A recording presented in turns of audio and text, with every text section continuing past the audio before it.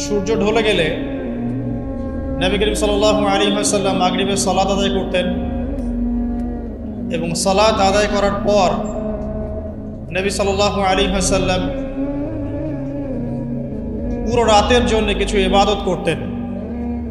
তার মধ্যে অন্যতম হচ্ছে একবার আয়াতুল কুরসি তেলাওয়াত করা। আমাদের মধ্যে আয়াতুল কুরসি সবাই জানি তো?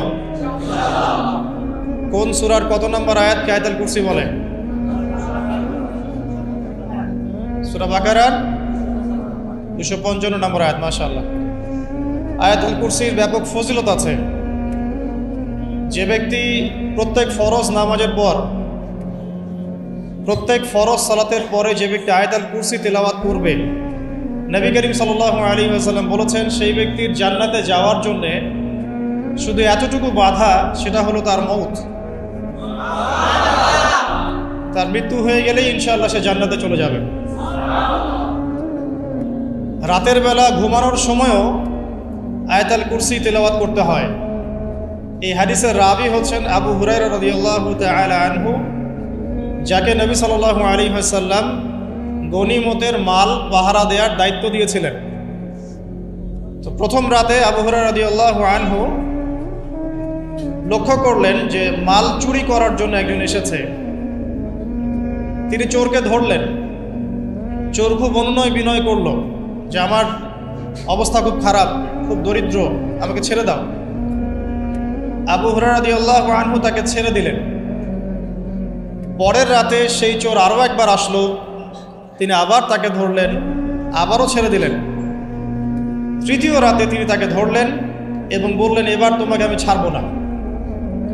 তখন সেই ব্যক্তি বিখ্যাত সাহাবী আবু হুরায়রা রাদিয়াল্লাহু আনহুকে বলছেন যে আমি তোমাকে বিশেষ একটা আমল শিখিয়ে দিব, যে আমলটা করলে পরে রাতের বেলা শয়তান তোমার নিকটবর্তী হবে না। তো আবু হুরায়রা রাদিয়াল্লাহু আনহু বলছেন, কি সেই আমল, শিখিয়ে দাও, যদি শিখিয়ে দাও তাহলে ছেড়ে দেব তোমাকে। তখন সেই ব্যক্তি বলছে যে রাতের বেলা কেউ যদি আয়াতুল কুরসি তেলাওয়াত করে ঘুমানোর সময়, সেই ব্যক্তির ধার কাছেও শয়তান আসবে না ইনশাআল্লাহ, এবং আল্লাহ পাকের পক্ষ থেকে একজন ফেরেশতা তাকে পাহারা দিবে ইনশাআল্লাহ। তো রাসূলুল্লাহ সাল্লাল্লাহু আলাইহি ওয়াসাল্লাম পরের দিন ফজরের নামাজে আবু হুরায়রা রাদিয়াল্লাহু আনহুকে দেখে মুচকি মুচকি হাসছেন যে তোমার রাতের সাথীর কি খবর। কারণ ওহীর মাধ্যমে নবী সাল্লাল্লাহু আলাইহি ওয়াসাল্লাম আগেই জেনেছেন কি হয়েছে গত রাতে। এটাই আল্লাহ পাকের ওয়াহী, যেটা কোনো বিজ্ঞান যুক্তি দর্শনের ব্যাখ্যায় আসবে না। আসবে? আসবে না। তো আবু হুরায়রা রাদিয়াল্লাহু আনহু বলছেন যে আমি তো ইয়া রাসূলুল্লাহ তাকে ছেড়ে দিয়েছিলাম, পরে আবার এসেছে, আবার ধরেছি, আবার ছেড়ে দিয়েছি, আবার এসেছে। এবার ছাড়বো না পণ করেছিলাম, কিন্তু এবার সে আমাকে একটা আমল শিখিয়ে দিয়েছিল। তো এই আমল শেখানোর বদৌলতে আমি ওকে ছেড়ে দিয়েছি। কি আমল? রাতের বেলা আয়াতুল কুরসি তেলাওয়াত করলে শয়তান নিকটবর্তী হবে না, এবং রাতের বেলা একজন ফেরেশতা আল্লাহর পক্ষ থেকে ওই ব্যক্তিকে পাহারা দিবে ইনশাআল্লাহ। তো রাসূলুল্লাহ সাল্লাল্লাহু আলাইহি ওয়াসাল্লাম বলছেন এই কথা শুনে যে তোমার কাছে এসেছিল সে হচ্ছে ইবলিস, শয়তান। সে যতগুলো কথা বলে তার বেশিরভাগ কথাই সে মিথ্যা বলে, তবে এই কথাটা সে সত্য বলেছে। তার মানে আয়াতুল কুরসির ফজিলত কে জানিয়ে দিল? তাহলে জ্ঞান যদি সত্য হয়, জ্ঞানটা যদি সত্য হয়, মানে আল্লাহ এবং তার রাসূলের দলিল থাকে সেখানে, তো সেই সত্য জ্ঞানটা নেয়ার ব্যাপারে কোনো প্রতিবন্ধকতা থাকবে? থাকবে না। যে কোনো ব্যক্তি এমন কোনো কথা বলুক যেটা কোরআন এবং সুন্নাহর সাথে মিলে গেছে, এই কথা নিতে কি কোনো আপত্তি আছে? নাই। আর যে কোনো ব্যক্তি যত বড় আলেম হোক আর স্কলার হোক আর বুদ্ধিজীবী হোক না কেন, তার কথা যদি কোরআন সুন্নাহর সাথে না মেলে, সেই কথা কি আমরা গ্রহণ করব? এই সহজ কথাটা মেনে নিলে কিন্তু মুসলিমদের মাঝে কোনো ইখতিলাফ থাকে না। তারপরেও হয়তো কিছু মতপার্থক্য থাকবে, সেটা ইসলামের সৌন্দর্য, সেটা ইসলামের সৌন্দর্য। যেমন আপনি ফজরের আগে বেতরের নামাজ পড়ছেন, তাহাজ্জুদের নামাজ পড়ে বেতরের নামাজ পড়ছেন, তারপরে 2 রাকাত সুন্নত পড়ছেন, তারপরে ফরজ পড়ছেন, ঠিক আছে? এই আমলটা নবী সাল্লাল্লাহু আলাইহি ওয়াসাল্লাম কর্তৃক স্বীকৃত। এবং সুন্নাহ। এখন কেউ যদি ঘুমানোর আগেই বেতের নামাজ পড়ে ফেলে, ঘুমানোর আগেই সে বেতের নামাজ পড়ে ফেলে, শেষ রাত্রে যদি নফল নামাজ পড়ার সুযোগ হয় পড়লো, পরে সুন্নত পড়ে ফজরের 2 রাকাত ফরজ পড়লো, তার আমল কি বাতিল? তো বেতনের নামাজ ঘুমানোর আগে পড়লেও চলে, শেষ রাত্রে পড়লেও চলে। ইসলামের এটা সৌন্দর্য না? সৌন্দর্য। মনে করেন যে আপনি জোহরের আগে, ফরজ নামাজের আগে 4 রাকাত সুন্নত পড়লেন, পড়েন না? আচ্ছা, এটা হাদিস থেকে প্রমাণিত তো? আচ্ছা, কেউ যদি 2 রাকাত সুন্নত পড়ে হবে না? হবে না? এটার হাদিস নাই? আছে। তাহলে এটা সৌন্দর্য না? এটা সৌন্দর্য। কখনো এটা আমল করলেন, কখনো ওইটা আমল করলেন। আচ্ছা, এরকম বলতে গেলে রাত শেষ হয়ে যাবে আসলে। মানে অসংখ্য আমল আছে যেগুলো ইসলামের সৌন্দর্য। রাসূলুল্লাহ সাল্লাল্লাহু আলাইহি ওয়াসাল্লাম সাহাবা কেরামের যুগে এভাবেই সাহাবীরা আমল করেছে। আর এখন কি হয়েছে, আমরা যে হাতির 7 কানার হাতি দেখার গল্প আছে না?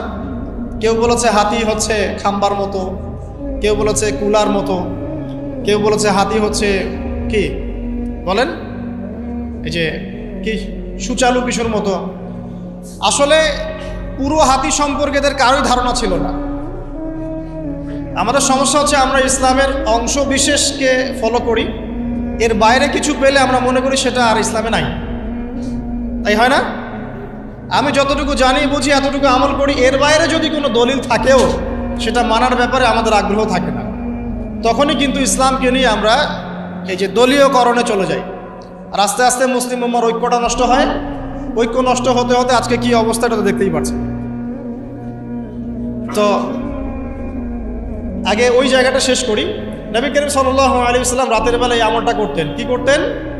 আয়াতুল কুরসি তেলাওয়াত করতেন। আরেকটা গুরুত্বপূর্ণ আমল, সেটা হচ্ছে সূরা বাকারার শেষের 3টা আয়াত তেলাওয়াত করতেন। কয়টা আয়াত? কোন কোন হাদিসে আছে 2টা আয়াত। এই যে 3টা আয়াত কোন হাদিসে, আবার কোন হাদিসে 2টা আয়াত। কেউ যদি 2টা পড়ে তার আমল কি বাতিল হবে? আর যদি কেউ 3টা পড়ে আরো ভালো, উত্তম। ঠিক আছে, তো শেষের 3টা আয়াত হচ্ছে লিল্লাহি মা ফিস সামাওয়াতি, এখান থেকে নিয়ে ফানসুরনা আলাল কওমিল কাফিরিন পর্যন্ত। নবী সাল্লাল্লাহু আলাইহি ওয়াসাল্লাম বলেছেন রাতের বেলা কেউ যদি এই আমলটুকু পড়ে, শুধু এতটুকুই পড়ে, সূরা বাকারার শেষের 3টা আয়াত বা 2টো আয়াত, সারা রাতের জন্য যথেষ্ট হয়ে যাবে ইনশাআল্লাহ। মানে সারা রাত নফল পড়লে যে নেকি হইতো, আপনার এই আমলটা করলে সে নেকি হয়ে যাবে ইনশাআল্লাহ। এবং আরেকটা ব্যাখ্যা হচ্ছে সারা রাতের দৃশ্য অদৃশ্যের যে ক্ষতি আছে, দৃশ্য অদৃশ্যের অনেক ক্ষতি আছে, এগুলো এখনকার সায়েন্স বিশ্বাস করে না। আর সায়েন্স বিশ্বাস করে না বলে যে আমরা বিশ্বাস করবো না এমনটাও নয়। ঠিক আছে, নবী সাল্লাল্লাহু আলাইহি ওয়াসাল্লাম বলেছেন রাতের বেলা তোমরা বাচ্চাদেরকে সন্ধ্যাবেলা ছেড়ে দিও না, সন্ধ্যাবেলা বাচ্চাদেরকে ছেড়ে দিও না, আগে ভালো করে সন্ধ্যাটা হয়ে যাক, যদি ছাড়তে হয় তারপর ছেড়ো। তারপর রাতের রাত যখন গভীর হবে তখন তোমরা এলো পাথালি ঘোরাফেরা করো না, রাস্তাঘাটে বনে জঙ্গলে ঘোরাফেরা করো না। কারণ এই সময় এমন কিছু মাখলুককে আল্লাহ পাক ছেড়ে দেন যাদেরকে তোমরা দেখো না। এখন বিজ্ঞান যেটা প্রমাণ করতে পারে নাই, এটা কি বিজ্ঞানের ব্যর্থতা না ইসলামের ব্যর্থতা? তো এখন যে একটা মানে একটা মূলা ঝুলায় দেয়া হয়, যদি বৈজ্ঞানিকভাবে আপনি প্রমাণ করতে না পারেন তাহলে সেটার কোনো অস্তিত্ব নাই। এই কথাটাকে ডাহা মিথ্যা কথা। যদি মুমিন হতে চান তাহলে এই কথার উপরে এসে ইসলাম কবুল করতে হবে। যদি মুমিন মুসলিম হতে চান এই কনসেপ্টটার ঊর্ধ্বে এসে ইসলাম কবুল করতে হবে। আল্লাহ রব্বুল আলামিন এবং তার রাসূল যা বলেছেন সেটাই চূড়ান্ত সত্য, সেটা আমরা প্রমাণ করতে পারি বা না পারি, এটাকে অন্ধভাবেই বিশ্বাস করতে হবে। এটাই হচ্ছে একটা মৌলবাদী কনসেপ্ট। আর এভাবে ইসলামের মৌলিক বিষয়গুলোকে না মানলে কেউ মুসলিমই হবে না। কথা কি বুঝতে পারছেন? আচ্ছা, তিনি বলছেন রাতের বেলা এমন কিছু মাখলুক বের হয় যাদেরকে তোমরা দেখো না। দুষ্ট জিন বের হয়। কি বের হয়? জিন জাতি নাই পৃথিবীতে? আল্লাহ পাক সূরা জিন নামে একটা গোটা সূরা নাযিল করেছেন, পড়েন নাই? হাফেজ আছে না এখানে মানুষ? কুলু হিয়া ইলাইয়া আন্নাহু ইসতামা নাফারু মিনাল জিন্নি ওয়া ক্বালু ইন্না সামি'না কুরআনান আজাবা। জিনদের একটা দল কোরআন শুনে বলেছিল যে আমরা অদ্ভুত আজব একটা কোরআন শুনেছি। তারপর তারা গিয়ে তাদের কওমের কাছে ইসলামের দাওয়াত দেয়, ওই কওম ইসলাম কবুল করে। এটা নবী সাল্লাল্লাহু আলাইহি ওয়াসাল্লামের জীবনের সেই সময়কার ঘটনা যখন নবীজি তায়েফ থেকে ফিরে আসছেন, তায়েফবাসী তাকে অত্যাচার করলো, তিনি নাখলা উপত্যকায় এসে নামাজ পড়ছেন, ওই নামাজের কেরাত শুনে জিনরা ইসলাম কবুল করেছে। সূরা জিনে আল্লাহ পাক এই কথা নাজিল করেছেন। তো আল্লাহ পাক যে বলছেন জিন জাতি আছে, আল্লাহ কি মিথ্যা কথা বলছেন? নাকি নাসা যখন বলে এলিয়েন আছে তখন ওইটা সত্য, আর আল্লাহ বলছেন জিন জাতি আছে এটা মিথ্যা? তা আমাদেরকে আবার নতুন করে মুসলমান হওয়া লাগবে এখন, না আমাদের কনসেপ্ট চেঞ্জ হয়ে গেছে? আবার দেখেন আল্লাহ পাক বলছেন সূরা জারিয়াতের 56 নম্বর আয়াতে, ওয়ামা খালাকতুল জিন্না ওয়াল ইনসা ইল্লা লিয়াবুদুন, আমি জিন আর মানুষকে শুধু আমার ইবাদত করার জন্যই সৃষ্টি করেছে। তাহলে দুটো জাতি পাওয়া গেল, জিন এবং মানুষ। জিন কিসের তৈরি? আগুনের তৈরি। মানুষ কিসের তৈরি? কাদামাটি। ফেরেশতা কিসের তৈরি? নূরের তৈরি। তো এই যে সৃষ্টির বৈচিত্র্য, এটা কার সৃষ্টি? তো সেই আল্লাহ পাকের জ্ঞান সবচেয়ে বেশি না আমার জ্ঞান সবচেয়ে বেশি? সে আল্লাহর পক্ষ থেকে যখন কোরআন এবং হাদিস নাজিল হবে, তা আমি অন্ধভাবে মানবো না, নাকি আমি আল্লাহকে চ্যালেঞ্জ করবো ইবলিসের মতো? ইবলিস আল্লাহকে চ্যালেঞ্জ করছে না, খালাকতানি মিন নার ওয়া খালাকতাহু মিন তিন, আমি কেন আদমকে সেজদা করতে যাব? আমি কেন আদমকে সেজদা করতে যাব? আপনি আদমকে সৃষ্টি করেছেন মাটি দিয়ে, আমাকে সৃষ্টি করেছেন আগুন দিয়ে, তাহলে আমি আদমের চাইতে সুপিরিয়র, আমি আদমের চাইতে সেরা, তা আমি কেন ওকে সেজদা করতে যাব? তো ইবলিস আল্লাহকে চ্যালেঞ্জ করলো না? তো এখন আমরা যারা আল্লাহকে চ্যালেঞ্জ করছি, এখন এই বিশ্বে যারা আল্লাহকে চ্যালেঞ্জ করছে, কোরআনকে চ্যালেঞ্জ করছে, হাদিসকে চ্যালেঞ্জ করছে, এরা কি আল্লাহর অনুগত বান্দা না ইবলিসের এজেন্ট? এরা এই চ্যালেঞ্জিং ফিলোসফিটা পেল কোথা থেকে? ওই ইবলিস থেকে। ইবলিস থেকে এই ফিলোসফি এসেছে। আর ইবলিস তো এখনো মরে যায় নাই, মরে গেছে, বরং সে এখন প্রবীণ বয়স্ক হয়ে গেছে, তার অভিজ্ঞতা এখন অনেক বেশি। তার অভিজ্ঞতা কি বেশি? দেখবেন ইবলিস সবার আগে আদম সন্তানের গা থেকে কাপড় খুলে ফেলেছিল, জানেন? আপনাকে দেখাচ্ছি, সূরা আরাফ পড়েন। সূরা আরাফের মধ্যে আল্লাহ পাক বলছেন, ইয়া বানি আদম, হে আদম সন্তান, লা ইয়াফতিনান্নাকুমুশ শাইতান, হে আদমের সন্তানরা তোমরা শুনে রাখো, শয়তান ইবলিস যেন তোমাদেরকে ফিতনায় ফেলতে না পারে। কে বলছেন? আল্লাহ। কিরকম ফিতনা? ইয়ানজিউ আনহুমা লিবাসাহুমা, যে ইবলিস তোমাদের বাবা মায়ের গা থেকে কাপড় খুলে ফেলেছিল। ইয়া বানি আদম লা ইয়াফতিনান্নাকুমুশ শাইতান কামা আখরাজা আবাওয়াইকুম মিনাল জান্নাহ ইয়ানজিউ আনহুমা লিবাসাহুমা।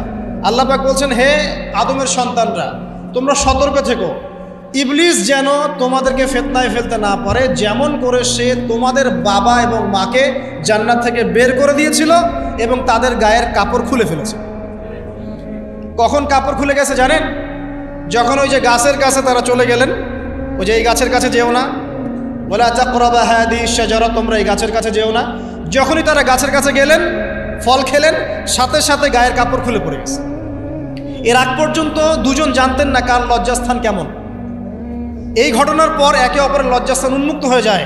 তারপর তারা জান্নাতের পাতাগুলো ছিঁড়ে ছিঁড়ে লজ্জাস্থান ঢাকতে লাগলেন। তাহলে ইবলিস আমাদের পিতামাতাকে প্রতারিত করে ধোকায় ফেলে গা থেকে কাপড় খুলে ফেলেছে না? কথা কি বুঝতে পারছেন? এটাই আল্লাহ পাক বলছেন, তোমাদের কাপড় যেন তারা খুলতে না পারে, তোমাদেরকে যেন হে আদম সন্তান ইবলিস ফিতনায় ফেলতে না পারে। তাহলে এখন আপনি বলেন, এই বিংশ শতাব্দীতে এসে, একবিংশ শতাব্দীতে এসে যারা মুসলিমদের গা থেকে কাপড় খুলে ফেলতে চায়, এরা কার এজেন্ট? এরা কার এজেন্ডা বাস্তবায়ন করছে? প্রমাণ হিসেবে কি আমি নিজের মন করা কথা বললাম, না কোরআন থেকে দলিল দিলাম? কোন সূরা? সূরা আরাফ এর প্রথম 3টা পৃষ্ঠা পড়েন, ডিটেইলস লেখা আছে। আর আল্লাহ পাক বলেছেন, ওয়ালাকাদ ইয়াসসারনাল কুরআনা লিযিকরি ফাহাল মিন মুদ্দাকির, কোরআনকে আমি বোঝার জন্য একদম সহজ করেছি, যে কেউ কোরআন বুঝতে পারবে ইনশাআল্লাহ। খালি পড়ে দেখো, ফাহাল মিন মুদ্দাকির, কেউ কি আছো কোরআন উপলব্ধি করবে? তো কোরআন বুঝতে হবে স্বচ্ছ মন নিয়ে। বিরোধিতা করার মন নিয়ে যদি কোরআন বুঝতে যান, তাহলে আপনি বিভ্রান্ত হয়ে যাবেন। স্বচ্ছ মন নিয়ে, একটা কলবুন সালিম নিয়ে, আত্মসমর্পণের নিয়াতে আপনাকে কোরআন বুঝতে হবে। দেখবেন আল্লাহ আপনাকে হেদায়েত দিবেন ইনশাআল্লাহ। আল্লাহ পাক আমরা সবাইকে কোরআন বোঝার তৌফিক দান করুন।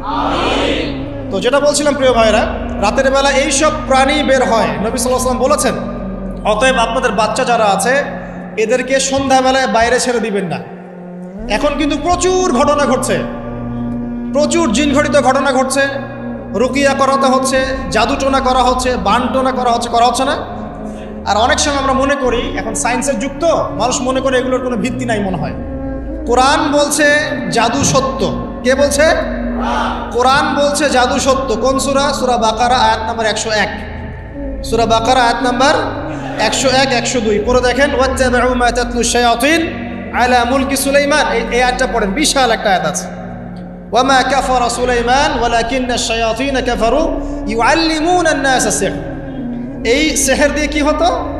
মা ইউফাররিকুনা বিহি বাইনাল মারই ওয়া যাওজি। সুলাইমান আলাইহিস সালামের সময় এই জাদুবিদ্যার প্রচলন ছড়িয়ে পড়ে। এই জাদু মানুষ শিখে কি করছিল? নারী পুরুষের মাঝখানে, স্বামী স্ত্রীর মাঝখানে বিভেদ সৃষ্টি করছিল। এখন দেখেন না, পরিবারের স্বামী স্ত্রীর বন্ধন ভেঙে যায় না? খুব ভালো সম্পর্ক, হঠাৎ করে সম্পর্ক খারাপ, কেউ কাউকে দেখতে পারে না, এমন হচ্ছে না? এই জাদুবিদ্যা সত্য। এবং এখনকার অনেক ভণ্ড যে কবিরাজগুলো বের হয়েছে, এরা জিনকে তাবে করে নিয়ে এই জিনদের মধ্য দিয়ে মানুষের মধ্যে জাদু ছড়িয়ে দিয়েছে, এবং এর ফলশ্রুতিতে বহু পরিবার ধ্বংস হয়ে যাচ্ছে। এই জাদুবিদ্যা সত্য।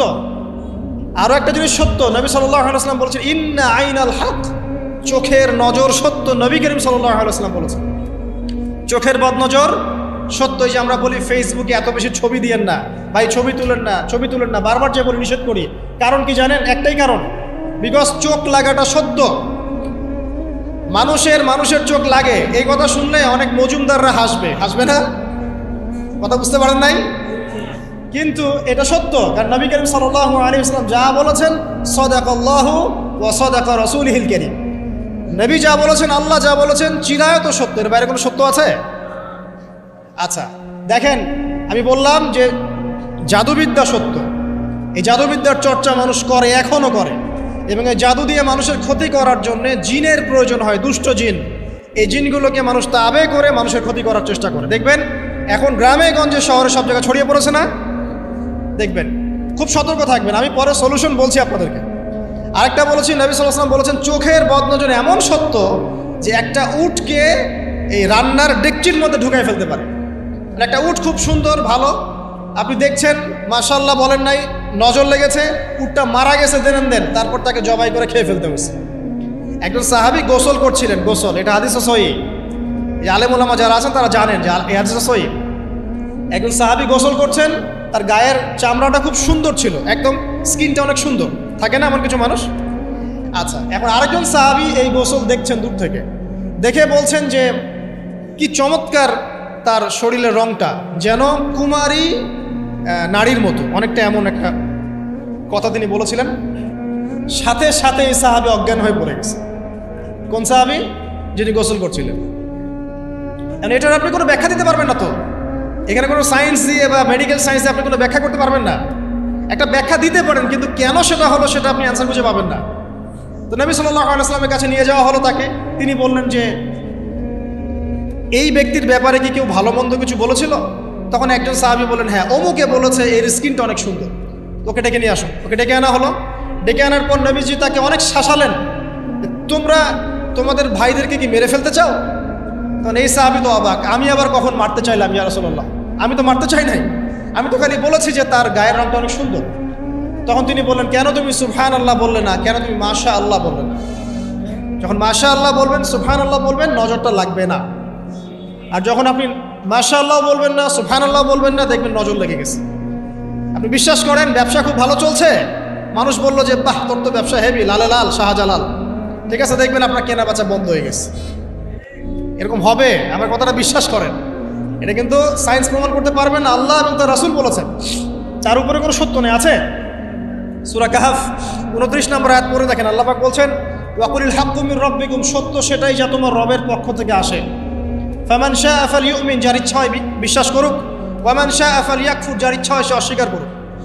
এই কারণে আমরা বলি ফেসবুকে এত বেশি ছবি দেওয়া, এই আই ওয়াশ করা, যে শোডাউন করা, হ্যাঁ, ইসলামের কিছু কাজ করলেন একদম মানুষকে না দেখাইতে পারলে ঘুম হচ্ছে না, এগুলো বন্ধ করেন, এগুলো বন্ধ করে দেন আল্লাহর ওয়াস্তে। অফলাইনে কাজ করেন, নিজেকে গোপন করার চেষ্টা করেন। যত বেশি মানুষের কাছে নিজেকে এক্সপোজ করবেন, কাজের বরকত কমে যাবে, কাজের বরকত কমে যাবে, চোখ লাগবে, নজর লাগবে। এবং চোখ লাগা বদ নজরে বহু আলেম আস্তে আস্তে মাঠ থেকে মাইনাস হয়ে গেছে না? যায় নাই? এখন কি আলেমদের সংখ্যা বেশি না কম? যত দিন যাবে আলেমের সংখ্যা আরো কমে যাবে। নবীজি বলেছেন আলেমদের সংখ্যা কমতে থাকবে, মানুষ জাহেলদেরকে আলেম বানিয়ে নেবে। তো প্রিয় ভাইরা, জাদুবিদ্যা সত্য, চোখের বদনজর সত্য, রাতের এই অনিষ্টগুলো সত্য, রাতের বেলা অনেক ক্ষতি আছে। এই জন্য নবীজি বলছেন বাচ্চাদেরকে বাইরে বের করো না, এবং তোমরাও রাত যখন গভীর হবে তখন এদিক ওদিক ঘোরাফেরা করো না। দেখবেন রাত যত গভীর হয় আমাদের শহরগুলো তত জীবিত হয়, তাই না? তাই না? রাত যত গভীর হচ্ছে শহর তত জীবিত হয়। চায়ের দোকানে আড্ডা বেশি, ওই সিনেমা দেখছে, টিভি দেখছে, ক্যারাম খেলছে, লুডো খেলছে। ঘুম নাই। ঘুম কখন? ফজরের আগে আগে। ফজরের নামাজ কিন্তু নাই, ফজরের ঠিক আগে আগে আবার ওই যে জোহরের নামাজের সময় উঠতেছে। এখন আমাকে বলেন, এরকম জেনারেশনকে দিয়ে কি আসলে ইসলামের কোনো খেদমত হবে? আচ্ছা, নবীজি রাতের বেলা আর্লি ঘুমাতেন। আল্লাহ পাক আমাদের সবাইকে তাড়াতাড়ি ঘুমানোর তৌফিক দান করুন। হ্যাঁ, আপনি ইলম চর্চা করলে রাত জেগে থাকতে পারেন। আপনি যদি জ্ঞান চর্চা করেন রাত জাগতে পারেন। আপনি কোনো গবেষণা করছেন, নামাজ পড়ছেন বা কোরআন হিফজ করছেন, আপনি রাতের আর্লি উঠবেন, এটা আলাদা বিষয়।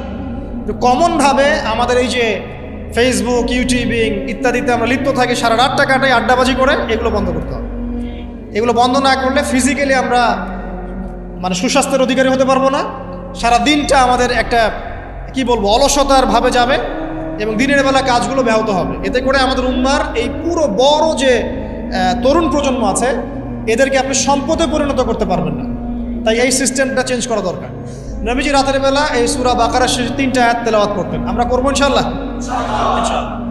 আরেকটা আমল বলে দেই, নবী করিম সাল্লাল্লাহু আলাইহি ওয়াসাল্লাম রাতের বেলা সূরা মুলক তেলাওয়াত করতেন। কোন সূরা? এটা কোন সূরা? তাবারাকাল্লাযী বিয়াদিহিল। কয়টা আয়াত আছে? 30টা আয়াত আছে। নবীজি বলেছেন সাল্লাল্লাহু আলাইহি ওয়াসাল্লাম, এই সূরা আপনাকে কবরের আযাব থেকে বাঁচাবে ইনশাআল্লাহ। কবরের আযাব থেকে তো ভাই বাঁচা খুব সহজ নাকি? আমাদের মধ্যে এমন কেউ নাই, শোনেন, আমাদের মধ্যে এমন কেউ নাই, আলেম জালেম, মুফতি মুহাদ্দিস, রাজনৈতিক নেতা, পলিটিশিয়ান, বিরোধী দল, জাতি, তারপরে যে সরকার দল, যে আছে না কেন, কবরের শাস্তি ফেস করবেন এমন একটা মানুষ নাই, কেউ নাই পৃথিবীতে। এই যে আপনি দেখছেন ওই যে কি ইসরায়েলের প্রধানমন্ত্রী, ওই রাশিয়ার প্রধানমন্ত্রী, ওই চায়নার সভ্যতা, পশ্চিমা সভ্যতা, এমন কেউ নাই পৃথিবীতে এখন যাকে কবরের শাস্তি ভোগ করতে হবে না। আছে? সবচেয়ে লঘু শাস্তি, লঘু চাপ, এটা বলতে গেলে আসলে আমি ভাষা হারায় ফেলি। তারপরে বলছি আল্লাহ পাক আমাদের সবাইকে হেফাজত করুন, আমিন। একজন সাহাবীর নাম সাদ বিন মুয়াজ। কি নাম? নবী করিম সাল্লাল্লাহু আলাইহি ওয়াসাল্লামের সাথে একদম ডান হাত হয়ে যুদ্ধ করেছেন দীর্ঘদিন।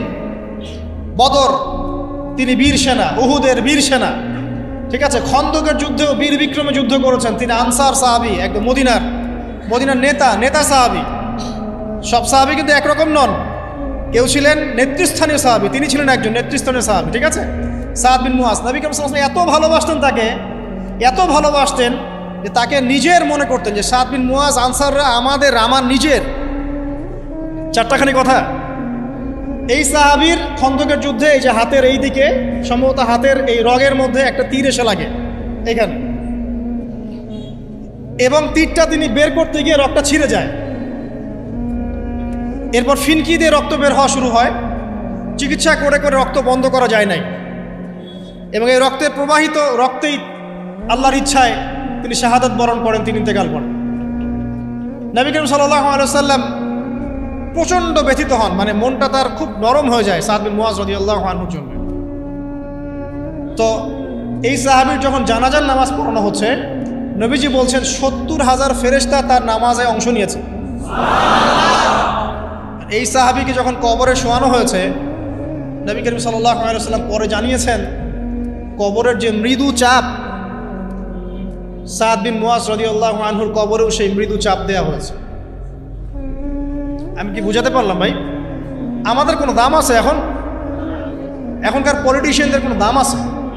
এখনকার সমাজ নেতার কোনো দাম আছে? এখনকার সুদখোরদের কোনো দাম আছে? এই ঘুষখোর দুর্নীতিবাজদের কোনো দাম আছে? আমরা যারা কাঠমোল্লা হয়ে আছি আমাদের কোনো দাম আছে? সাদ বিন মুয়াজ রাদিয়াল্লাহু না ছাড়ে, প্রশ্ন উত্তর পর্ব তাকে না ছাড়ে, আমরা পার পাবো? নবী করিম সাল্লাল্লাহু আলাইহি ওয়াসাল্লাম বলছেন সূরা মুলক তেলাওয়াত করো রাতের বেলা, ইনশাআল্লাহ সূরা মুলকের তেলাওয়াত কবরের আযাব থেকে তোমাকে বাঁচাবে।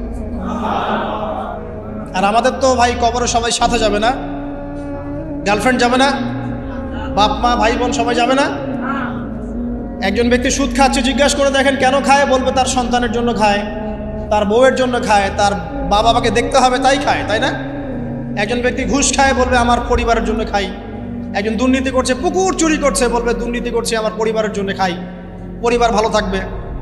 সবার একই এক্সকিউজ, যে পরিবার যেন ভালো থাকে, আমার সন্তানরা যেন ভালো থাকে, আগামী প্রজন্মের জন্য কিছু রেখে যেতে পারি, তাই না? এরকম একটা মানুষও কি আপনার সাথে কবরে যাবে? আর এই বোকা মানুষ কেন বোঝে না যে আপনার কবরে আপনাকেই যেতে হবে? তাহলে আপনি কি কারণে, অন্যের কারণে নিজের পরকাল নষ্ট করছেন? অন্যের সুখের জন্য আপনি আপনার পরকাল নষ্ট করছেন। সুদ খাচ্ছেন, দিব্যি মায়ের সাথে জেনা করছেন। আপনাদের এলাকায় নাকি সুদের সমস্যা অনেক বেশি। কয়েকটা হাদিস বলে দেই, আমি ওদেরকে আক্রমণ করতে আসি না, আমি শুধু তাদেরকে 3টা হাদিস শোনাতে এসেছি। 1 নম্বর হাদিস শোনেন। আল্লাহ নবী মুহাম্মদ সাল্লাল্লাহু আলাইহি ওয়াসাল্লাম বলেছেন, সুদের পাপের 73টা শাখা আছে। কয়টা? কোন হাদিসে 70টাও আছে, কোন হাদিসে 73টা আছে। বলছেন যে সবচেয়ে নিচের শাখাটা হচ্ছে, সুদের পাপের সবচেয়ে নিচের শাখা হচ্ছে যে যেন কোনো ব্যক্তি তার মাকে রেপ করলো, তার মাকে ধর্ষণ করলো। 1 দিরহাম যে ব্যক্তি সুদ খায়, সহিহ বুখারীতে আরেকটা হাদিস এসেছে, সে যেন 36টা মেয়েকে ধর্ষণ করলো। আর আমি একটা কথা বানায় বলছি না, যদি বিশ্বাস না হয় কবি মাদ্রাসা আছে, আলেম ওলামা আছে, গিয়ে বুখারী খুলতে বলেন, পড়তে বলেন, তাহলে একবার পড়তে বলেন, দেখেন যদি না থাকে তাহলে আমাকে এর সাথে থাপ্পড় দিয়ে যায়। যদি না থাকে হাদিস এটা, তাহলে আমার গালে একটা থাপ্পড় দিয়ে যায়। আর যদি থাকে তাহলে আল্লাহর রাস্তায় সুদ খাওয়া ছেড়ে দেন। কোনটা করবেন? চ্যালেঞ্জ করবেন? নবীজি বলেছেন, 1টা দিরহাম যে ব্যক্তি সুদ খায়, দিরহাম মানে কি? রৌপ্য মুদ্রা। এটা এখন দেখতে পারবেন না, জাদুঘরে আছে। এখন দেখবেন সব বিকাশ, রকেট, ইলেকট্রনিক মানি। এখন দেখবেন কাগজের মানি সব। এক সময় ছিল দিরহাম, কি ছিল? ওই যে বিখ্যাত একজন খলিফা ছিলেন হারুনুর রশিদ, নাম শুনেছেন? বলা হয় যে হারুনুর রশিদ আব্বাসী খলিফাতের সময় ছিলেন উনি। বলা হয় যে উনি প্রতিদিন 1000 দিরহাম মানুষকে দান করতেন, আর দৈনিক 100 রাকাত নফল নামাজ পড়তেন। ওই যে দিরহাম মানে একটা রৌপ্য মুদ্রা। তো 1 দিরহাম যে ব্যক্তি সুদ খায়, বলা হচ্ছে যে সে ব্যক্তি যেন 36টা মেয়েকে ধর্ষণ করলো বা 36 বার জেনা করলো। আরেকটা হাদিসে এসেছে, এটা কোরআনেও আছে, হাদিসে তো আছেই, কোরআনেও আছে। কি সেটা? আল্লাহ পাক বলছেন, ইয়া আইয়ুহাল্লাযীনা আমানু, হে মুমিনগণ, ইত্তাকুল্লাহ, তোমরা আল্লাহকে ভয় করো, ওয়া যারু মা বাকিয়া মিনার রিবা, সুদের অবশিষ্ট যে টাকা পয়সাগুলো আছে, চক্রবৃদ্ধি হারে যে সুদ খাচ্ছ, ছেড়ে দাও, ছেড়ে দাও। কারণ ওয়াইল্লাম তাফআলু, যদি তোমরা এটা না করো তাহলে ফাআযানু বিহারবিন মিনাল্লাহি ওয়া রাসূল, তাহলে আল্লাহ এবং তার রাসূলের সাথে যুদ্ধের ঘোষণা শুনে রাখো। এই যে সুদের পাপের সবচেয়ে উঁচু শাখাটা হচ্ছে এটা। সবচেয়ে উঁচু শাখা হচ্ছে যে ব্যক্তি সুদ খাচ্ছে, যে দিচ্ছে, যে লিখে রাখছে এবং যে সাক্ষী থাকছে, 4 জনকে নবীজি বলেছেন সমান পাপী, সমান পাপী। এরা সবাই মায়ের সাথে জেনা করছে, এরা সবাই মায়ের সাথে জেনা করছে। কোন আলেমের কাছে গিয়ে ফতোয়া উল্টায় নিয়ে আসতে পারেন? আলেম দেখি। যে ব্যক্তি সুদ খাচ্ছে নিজে, অথবা সুদ খাচ্ছে না অন্যকে খাওয়াচ্ছে, অথবা খাচ্ছেও না খাওয়াচ্ছেও না, লিখে রাখছে খালি সাক্ষী, আর একজন কাতেব, একজন সাক্ষী, 4 জন। এই 4 জনকে নবীজি বলেছেন এরা ইকুয়ালি গিলটি, সমানভাবে পাপী, সমান পাপী। সমান পাপী মানে এরা সর্বোচ্চ লেভেলে পাপ করছে, আল্লাহ এবং তার রাসূলের সাথে যুদ্ধ করছে, আর সর্বনিম্ন পাপ হচ্ছে এরা মায়ের সাথে জেনা করছে। এবং প্রতি দিরহামে এরা 36 বার করে ধর্ষণের পাপ লেখা হচ্ছে। এখন আমি বলি, একটা ব্যক্তি যদি আপনাদের এলাকায় পাওয়া যায়, একজন ব্যক্তি বা একজন ছেলে হোক আর মেয়ে হোক, একটা ব্যক্তি পাওয়া যায় যে ব্যক্তি নিয়মিত জেনা করে, আপনি তাকে কিভাবে ট্রিট করবেন? আপনি কি তাকে সম্মান করবেন? তাকে সালাম দিবেন? তার বাসায় গিয়ে খাবেন? সে যদি আপনাকে দাওয়াত করে খাওয়ায়, খাবেন? একটা মেয়ে যদি একবার জেনা করে, আপনি তার সাথে এরকম করবেন? আর আপনি প্রতিদিন সুদ খাচ্ছেন, প্রতিদিন জেনা করছেন, কিন্তু আপনার কোনো ফিলিংস নাই। ফিলিংস নাই কেন আমি সেটা বলি, ফিলিংস নাই কেন সেটা আমি বলছি আপনাকে। ফিলিংস নাই এই কারণে যে আপনার এই দেহটার ভিতরে একটা আত্মা আছে, রূহ আছে না? একটা কলব বলে একটা কথা আছে না? এই কলবটা আপনার মরে গেছে, জীবিত নেই।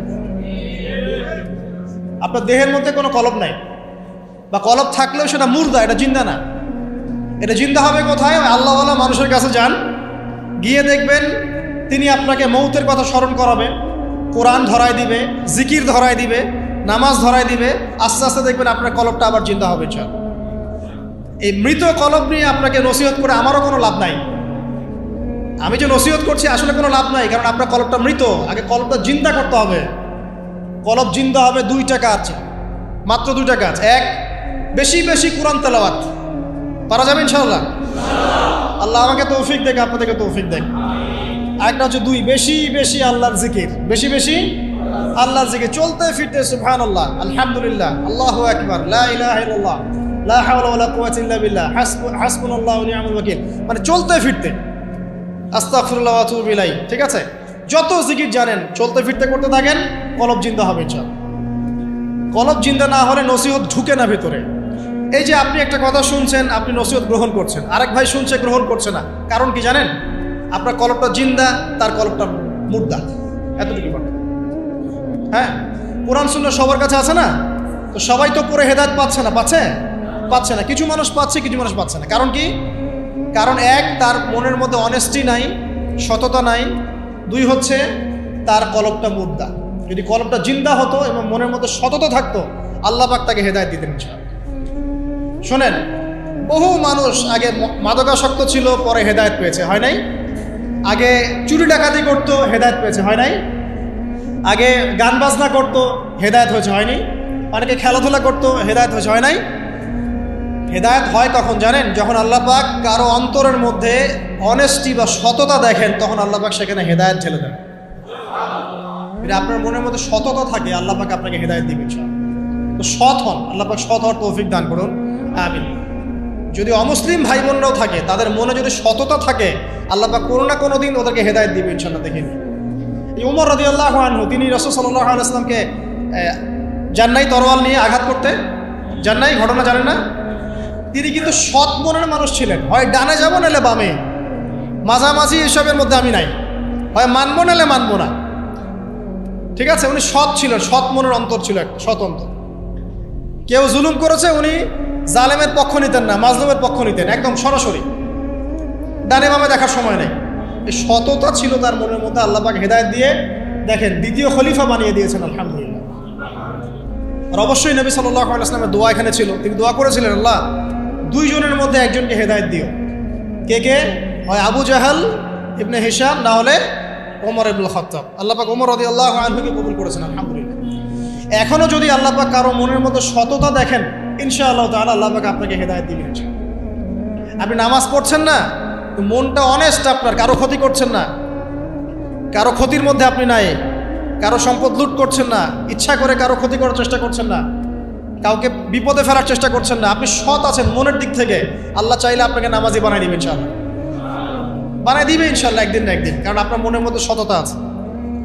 একজন ব্যক্তি মিউজিক করছে মনে করেন, কিন্তু কোনো মাদকে নাই, জাস্ট মনের তৃপ্তির জন্য করছে, আল্লাহকে বিশ্বাস করে, আল্লাহর সাথে সে ওই ইবলিসের মতো আচরণ করে না। আল্লাহ চাইলে তাকে একদিন হেদায়েত দিতে পারেন ইনশাআল্লাহ। একজন মাদক খাচ্ছে, মনে করেন সে মাদক খাচ্ছে মনের কষ্টে, হতাশা, চাকরি বাকরি পায় না, পরিবার থেকে চাপ, গার্লফ্রেন্ড ছেড়ে চলে গেছে, এখন মদ খাওয়া শুরু করছে।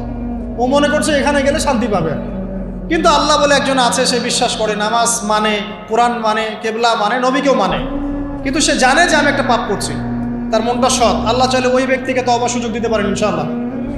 কাকে দিবেন না জানেন? এই যে এখনকার বুদ্ধি বিক্রেতাগুলোকে নাও দিতে পারে। কথা বুঝতে পারেন নাই? যারা জানে যে কোরআন সত্য, যারা জানে যে হাদিস সত্য, যারা জানে ইসলামী চূড়ান্ত ধর্ম, যারা জানে সত্য মিথ্যার চূড়ান্ত মানদণ্ড আল্লাহর ওহী, তারপরেও দুনিয়ার স্বার্থে, পলিটিক্যাল স্বার্থে, সমাজের স্বার্থে সে ইসলামের বিরোধিতা করছে, আল্লাহ পাক এদেরকে হেদায়েত দিবেন না। এত সহজ না, মনটা সৎ হতে হয় আগে। যারা জানে যে কোরআন সুন্নাহ একদম সত্য, চিরায়ত সত্য, তারপরেও এর বিরোধিতা করছে, আল্লাহ পাক আবা ওয়াস্তাকবার, এদেরকে হেদায়েত দেন। আল্লাহ পাক বলেছেন কোরআনে যে সবাইকে আমি হেদায়েত দিব না, সবাইকে দিব না, বরং বেশিরভাগকেই দিব না। কলিলুম মিন ইবাদিয়াশ শাকুর, আমার শুকরগুজার বান্দা হবে খুবই অল্প, খুবই অল্প। আবার এই উম্মতের মধ্যে আবার ৭৩ দল, তার মধ্যে এক দল জান্নাতে যাচ্ছে, তাই না? মান আলাইহি ওয়া আসহাবি, আমি যার উপরে আছি, আমার সাহাবীরা যার উপরে আছে। আল্লাহ পাক আমাদের সবাইকে একটা সৎ হৃদয়ে লালন করার তৌফিক দান করুন। যেটা জানি না হয়তো আমল করতে পারছি না, জেনেছি কোরআনে আছে, জেনেছি হাদিসে আছে, জেনেছি এটা ইসলাম, মানবো ইনশাআল্লাহ। এটা আমার বুঝে আসুক বা না আসুক, আমি বুঝে আসুক বা না আসুক। আর জানছি এটা অন্যায়, এটা অশ্লীলতা, এটা পাপাচার, এটা নাজায়েজ, কোরআন সুন্নাহর মানদণ্ডে এটা চলে না, বাস চলে না। কোরআন সুন্নাহ চলে না, আমিও মানবো না, সিম্পল। আর কোরআন সুন্নাহ চলে না, কেউ যদি জোর করে মানায় তখন কি করব? তখন হাতটা তুলবেন শেষ রাত্রে হাতটা তুলে বলবেন আল্লাহুম্মা ইন্না নাজআলুকা ফি নুহুরিহিম ওয়া নাউযু বিকা মিন শুরুরিহিম। আল্লাহ, আমি তোমাকে এই শত্রুদের সামনে দাঁড় করায় দিলাম, তুমি এখন বুঝো। কথা বুঝতে পারেন নাই? আপনি আল্লাহকে বলবেন, আল্লাহ আমরা তোমাকে ইসলামের বিরোধী শক্তি আর মুসলিমদের মাঝখানে দাঁড় করায় দিলাম, তুমি এদের সাথে বোঝাপড়া করো। আল্লাহ, আমার ক্ষমতা নেই। আল্লাহ পাক পারবেন না? আল্লাহ দুর্বল নাকি? অথবা বলবেন আল্লাহুম্মা কফিনিহিম বিমা শিতা। আল্লাহ, যেভাবে ইচ্ছা তুমি এদের বিরুদ্ধে আমার জন্য যথেষ্ট হয়ে যাও। এই দোয়াটা কে করছিল? কে বলতে পারবেন? সূরা বুরুজ পড়েছেন? সূরা বুরুজ একটা বালকের কথা আছে না? ওই বালককে যে তীর মারা হলো, ওই বালককে মারা হয়, বালক মরে না, পাহাড় থেকে ফেলে দেয় মরে না, সমুদ্রে ফেলে দেয় মরে না। পরে বালক বলল যে একটা কাজ করেন, রাজাকে বলছে একটা কাজ করেন, সব জনগণকে মাঠে জড়ো করেন, তারপরে একটা তীর নেন, নিয়ে বলেন যে বিসমিল্লাহি রব্বি হাযাল গোলাম, এই বালকের রবের নামে আমি তীর ছুড়লাম, এটা বলেন, আমি মারা যাব। তো এই বালক নিজের জীবনটা উৎসর্গ করলো এভাবে। তখন ওই স্বৈরাচারী শাসক সে কী করলো? ওই তীরটা বের করে বলছে বিসমিল্লাহি রব্বি হাযাল গোলাম বলে তীর ছুড়ল, বালকটা মারা গেল, বালকটা শহীদ হয়ে গেল। এবং এই দৃশ্য দেখে সমস্ত এলাকার মানুষ বুঝলো যে আসলে এই রাজা আল্লাহ নয়, এর উপরে একজন আল্লাহ আছে যার নামে তীর ছুড়লে সে মরছে। তখন এই সবগুলো লোক মুসলিম হয়ে যায়। তারপর ওই রাজা কি করেছে? এই সবাইকে আগুনে ফেলে দিয়েছিল। পড়ে দেখেন, তাফসীর ইবনে কাসির পড়েন, জালালাইল পড়েন, এই যে মারিফুল কোরআন পড়েন, মারিফুল কোরআন নাই বাসায়? মারিফুল কোরআন পড়েন, ওখানে দেখেন সবাইকে আগুনে ফেলে দিয়েছে। শেষমেশ একজন মা আর তার কোলে একটা বাচ্চা। তো মা এখন লাফ দিতে ভয় পাচ্ছে, বাচ্চা আছে কোলে। ঠিক সেই মুহূর্তে ওই বাচ্চা কথা বলে উঠেছে। সে বাচ্চা বলেছে, হে আম্মা, তুমি লাফ দাও, ভয় পেও না, যে আগুন তুমি দেখছো এর নিচে জান্নাত আছে। ইতিহাসে 3 জন শিশু কথা বলেছে, দুগ্ধপোষ্য শিশু, তার মধ্যে এই বাচ্চাটা একজন। আরেকজনকে কে বলতে পারবেন? ঈসা ইবনে মারইয়াম, তিনি কথা বলেছেন না? কথা বলেছেন। তো আল্লাহ পাক চাইলে এটা করতে পারেন না? এমনটা বিজ্ঞান বলবে যে একটা বাচ্চা কথা বলতে পারে, 2 মাসের বাচ্চা? তার মানে আল্লাহ ভুল, বিজ্ঞান সত্য? না বিজ্ঞান ভুল, আল্লাহ সত্য? কোনটা? আপনাদের আকীদা ঠিক করেন। এক কথা, কোরআন সুন্নায় যা আছে এর বাইরে সত্যের কোনো উৎস নাই। আছে? নাই। দ্বিতীয় কথা হচ্ছে, হ্যাঁ, কোরআন সুন্নাহর সাথে যাই মিলে যাক না কেন, যে কোনো দর্শন, যে কোনো মতবাদ, যে কোনো থিওরি, যে কোনো স্কুল অফ থট মানতে কোনো আপত্তি আছে? নাই। আর কোরআন সুন্নাহর সাথে যা মিলবে না, মানবো না। আর মানবো না বললে কি আমরা আক্রমণ করতে যাব? না। আমরা কি করব? আমরা আমাদের মতবাদটা প্রচার করব। ধর্মে কি বাড়াবাড়ি আছে? জোর করে মুসলিম বানাতে হবে? হবে না। আমরা ইসলামের দাওয়াতটাকে যুগোপযোগীভাবে বিজ্ঞান দিয়ে, দর্শন দিয়ে, দলিল প্রমাণ দিয়ে মানুষের সামনে উপস্থাপন করব। যারা গ্রহণ করার করবে, যারা করার না করার করবে না। লাকুম দীনুকুম ওয়ালিয়া দীন, তোমাদের দিন তোমাদের, আমার দিন আমাদের। আল্লাহ নবীকে আল্লাহ পাক বলেছেন ফাযাক্কির ইন্নামা আনতা মুযাক্কির, তুমি উপদেশ দাও, তুমি শুধুমাত্র উপদেশদাতা। লাস্তা আলাইহিম বিমুসাইতির, তুমি কারো প্রতি দারোগা নও। জোর করে চাপিয়ে দিতে হবে না, ইসলাম দিতে হবে না। আল্লাহ পাক আমাদের সবাইকে পরিপূর্ণ ইসলাম পালন করার তৌফিক দান করুন, আমিন। অনেক গভীরে চলে আসছি, আসেন আবার রাতে চলে আসি। রাত কিভাবে মানে এনজয় করতে হয়, রাতটা কিভাবে এনজয় করতে হয়, এটাই আমাদের আজকের লেকচারের টপিক। মানে আমরা কিন্তু জীবনটাকে অনেক বোর মনে করছি না? এই যে ব্যবসা বাণিজ্য, চাকরি বাকরি, বিবি বাচ্চা, পরিবার, অনেক যন্ত্রণা নাকি, অনেক সমস্যাই না?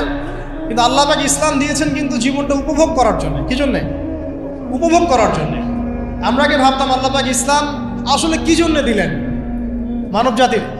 উত্তর হচ্ছে 3টা। 1, ইহকালীন সাফল্য, 1। 2, পরকালের মুক্তি। আর 3 হচ্ছে আপনার জীবনটাকে উপভোগ করার জন্য। আপনি জীবনটাকে ইসলাম দিয়ে যেভাবে উপভোগ করতে পারবেন, অন্য কোনো বিষয় দিয়ে পারবেন না। পারবেন? আসেন দেখেন কিভাবে। রাতটা নিয়ে কথা বল। এই যে রাত হয়ে গেল, আমরা আয়াতুল কুরসি পড়বো, আমরা সূরা বাকারার শেষ 3 আয়াত পড়বো, সূরা মুলক পড়বো। আরেকটা সূরা বলি, সূরা ওয়াকিয়া। কোন সূরা এটা? কোন সূরা? ইযা ওয়াকাআতিল ওয়াকিয়া, এই সূরাটা যে ব্যক্তি রাতের বেলা পড়বে, একটা বর্ণনা এসেছে যে দারিদ্রতা আপনাকে স্পর্শ করবে না। এই যে সুদ খাচ্ছে কি জন্য? টাকার জন্য তো নাকি? টাকা পয়সা ধন দৌলত করবেন, এই তো আপনার উদ্দেশ্য নাকি? এই জন্যই তো মায়ের সাথে জানা করছে, তাই তো? আল্লাহ বলছেন সূরা ওয়াকিয়া পড়েন, আপনার দারিদ্রতা দূর হয়ে যাবে। বিশ্বাস হচ্ছে না? রিজিক কার হাতে? না, রিজিক তো আমাদের হাতে। এটা মানুষ বিশ্বাস করে না আসলে। এটা মুখে বলে, মানুষ মুখে বলে রিজিক আল্লাহর হাতে। মানুষ যদি বিশ্বাস করতো রিজিক আল্লাহর হাতে, তাহলে মানুষ কেমন করে সুদ খাবে? ও মনে করছে রিজিক আমার হাতে, আমি যদি খাই সুদ তাহলে আমি গেইন করব, যদি না খাই তাহলে আমি দারিদ্রতায় ভুগবো নাকি? যদি আমি ঘুষ নেই তাহলে আমার উন্নতি হবে অর্থনৈতিক, যদি না নেই তাহলে আমি মরে যাব, না খেয়ে মরে যাব। যদি আমি দুর্নীতি করি তাহলে আমি বাঁচবো, আমার সন্তানরা ভালো থাকবে, যদি না করি আমি দারিদ্রতায় মরে যাব, তাই তো? এই কনসেপ্ট ছাড়া কেউ এগুলা কাজ এমনি করতে পারে নাকি? নিঃসন্দেহে আমরা মনে করি যে রিজিকের মালিক আমরা, আল্লাহ নয়। শুধু মুখের মধ্যে বলি যে রিজিকের মালিক আল্লাহ। রিজিকের মালিক যদি আল্লাহ হতো তাহলে আমি হালাল পথে থাকতাম এবং তাওয়াক্কুল করতাম যে আল্লাহ আমাকে যা রিজিক দিয়েছেন তা তো আসবেই, আসবে না? আসবেই। আপনাকে যদি আল্লাহ পাক, কি বলবো, এটা কোন জেলা? লালমনিরহাট। লালমনিরহাটের 100 একর জায়গায় যত ধান হয়, এতগুলো ধান যদি আপনার আমল নামায় লেখা থাকে, মানে আপনার আমল নাম হচ্ছে রিজিকে, তাকদিরে আপনার তাকদিরে যদি লেখা থাকে যে আপনি 100 একর জমির ধান খাবেন তারপর মরবেন, আছে না লেখা? আচ্ছা, একটা দানা কম বেশি হবে? আপনি যদি আল্লাহর প্রতি তাওয়াক্কুলই করেন তাহলে আপনি হালাল পথে থাকবেন, বিশ্বাস করবেন যে আল্লাহ পাক যেটা লিখে রাখছে আমার তাকদিরে রিজিক, এর একটা দানা রেখেও আমি পৃথিবী থেকে যাব না, তখন আপনার অন্য পথে যাওয়ার কোনো কারণ নাই। আর যখন আপনি বিশ্বাস করবেন না, না এটা আমার হাতে, আমি যত পরিশ্রম করব তত রিজিক বাড়বে, আমি যত ঘুষ নিব তত বাড়বে, যত সুদ খাবো তত বাড়বে, যত দুর্নীতি করবো তত বাড়বে, তখন তো রিজিকের এই পুরো দায়িত্বটা আল্লাহ পাক আপনার হাতে ছেড়ে দিবে। আল্লাহ পাক আপনাকে কোনো বারাকা দিবেন না। ইয়ামহাকুল্লাহু রিবা ওয়া ইউরবিস সাদাকা, সদকা করলে সম্পদ বৃদ্ধি পায়, আর রিবার মধ্য দিয়ে সম্পদ ধ্বংস হয়ে যায়, একদম মাটিতে মিশে যায়। কীভাবে ধ্বংস হয় সেটা এখন আলোচনা করার সুযোগ নাই, সময় নাই। আমি ইনশাল্লাহ আরেকদিন শুধু রিবা নিয়ে আলাদা আলোচনা করবো। এটা সমাজের নিচু লেভেল থেকে উঁচু পর্যন্ত দরিদ্র মানুষদেরকে আরো দরিদ্র করবে আর ধনীদেরকে আরো ধনী করবে। সম্পদ এক শ্রেণীর মানুষের হাতে গিয়ে জমা হয়ে যাবে, সবার হাতে সম্পদ এভাবে সার্কুলেট করতে থাকবে না। আর যখন আপনি জাকাত ভিত্তিক অর্থনীতি চালু করবেন, সদকা করবেন, হালালে থাকবেন, ব্যবসা করবেন, তখন সম্পদ এক হাত থেকে আরেক হাতে ঘুরতে থাকবে। এটা এমনি বুঝবেন না, ইনশাল্লাহ আরেকদিন বুঝাবো। আসেন, যে দারিদ্রতা দূর করতে চান, সচ্ছলতা চান, কয়েকটা কাজ করেন। এই যে বললাম, 1 নাম্বার সূরাতুল ওয়াকিয়া তিলাওয়াত করেন, 5 ওয়াক্ত নামাজ জামাতে পড়েন, ডেইলি কিছু সময়ের জন্য কোরআন তেলাওয়াত করেন, আর আল্লাহর কাছে রিজিক চান, জিকির বেশি বাড়ায় দেন। পারবেন না ইনশাল্লাহ? আর একটা দোয়া শিখাই দেই, ইনশাআল্লাহ এই দোয়া করলে রিজিক তো বাড়বেই ইনশাআল্লাহ। আপনার যত ঋণ আছে ইনশাআল্লাহ আল্লাহ পাক শোধ করে দিবেন। বিশ্বাস করলেন না? এই দোয়া শিখাই দিচ্ছি, এই জন্য আমাকে হাদিয়া দেওয়া দরকার, স্পেশালি আমাকে এখন হাদিয়া দেওয়া দরকার। গুরুত্বপূর্ণ দোয়া শিখাই দিচ্ছি। আলী রাদিয়াল্লাহু আনহু বলেছেন, কোনো ব্যক্তির যদি পাহাড়ের সমানও ঋণ থাকে, এই দোয়া যদি আমল করে আল্লাহ পাক ওই ঋণও শোধ করে দিবেন ইনশাআল্লাহ। আর ঋণ কেমন জানেন? ওই যে এখন মানুষ ঋণ নিচ্ছে 1 কোটি টাকা ব্যাংক থেকে, 2 কোটি টাকা ব্যাংক থেকে, হ্যাঁ, কত বছর, 10 বছরের জন্য, 20 বছরের জন্য বাড়ি করছে, তাই না? তার ধারণা এমন যে সে মারা গেলে তার ঋণটা কেউ না কেউ শোধ করে দিবে, তাই তো?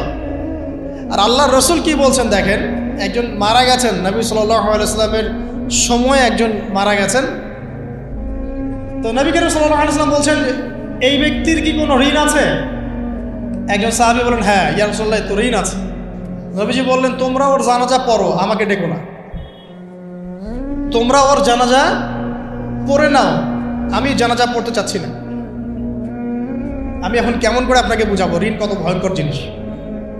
আপনি যে ব্যাংক থেকে 3-4 কোটি টাকার লোন নিয়ে রাখছেন, লাখ লাখ টাকা লোন নিয়ে বসে আছেন, দিব্যি সুখে বসে আছেন, এমন চিন্তায় যে আপনার মৌত হবে না, আর নবী সাল্লাল্লাহু আলাইহি ওয়াসাল্লামের সময়ে একজন মারা যাচ্ছেন, তিনি বলছেন তোমরা জানাজা পড়ে নাও, আমি জানাজা পড়তে চাচ্ছি না। মানে ঋণগ্রস্ত ব্যক্তির জানাজাও তিনি পড়তেন না। তারপরে একজন এসে বললেন, ইয়া রাসূলুল্লাহ, আমি তার ঋণ শোধ করে দিব, তার যা ঋণ আছে আমি শোধ করে দিব। তখন নবী এসে জানাজা পড়লেন সাল্লাল্লাহু আলাইহি ওয়াসাল্লাম। তো আপনার এই কোটি কোটি টাকা ঋণ শোধ করার লোক তো রেডি আছে নাকি? আছে না? সমস্যা নেই, আপনার জানাজা পড়া হবে। কারণ হুজুরকে আপনি 5,000 টাকা দিবেন, হুজুর জানাজা পড়াই দিবে, কোনো সমস্যা নেই। তারপরে আপনার মিলাদও হবে, আপনার একটা বড়সড় দোয়াও হবে ইনশাআল্লাহ।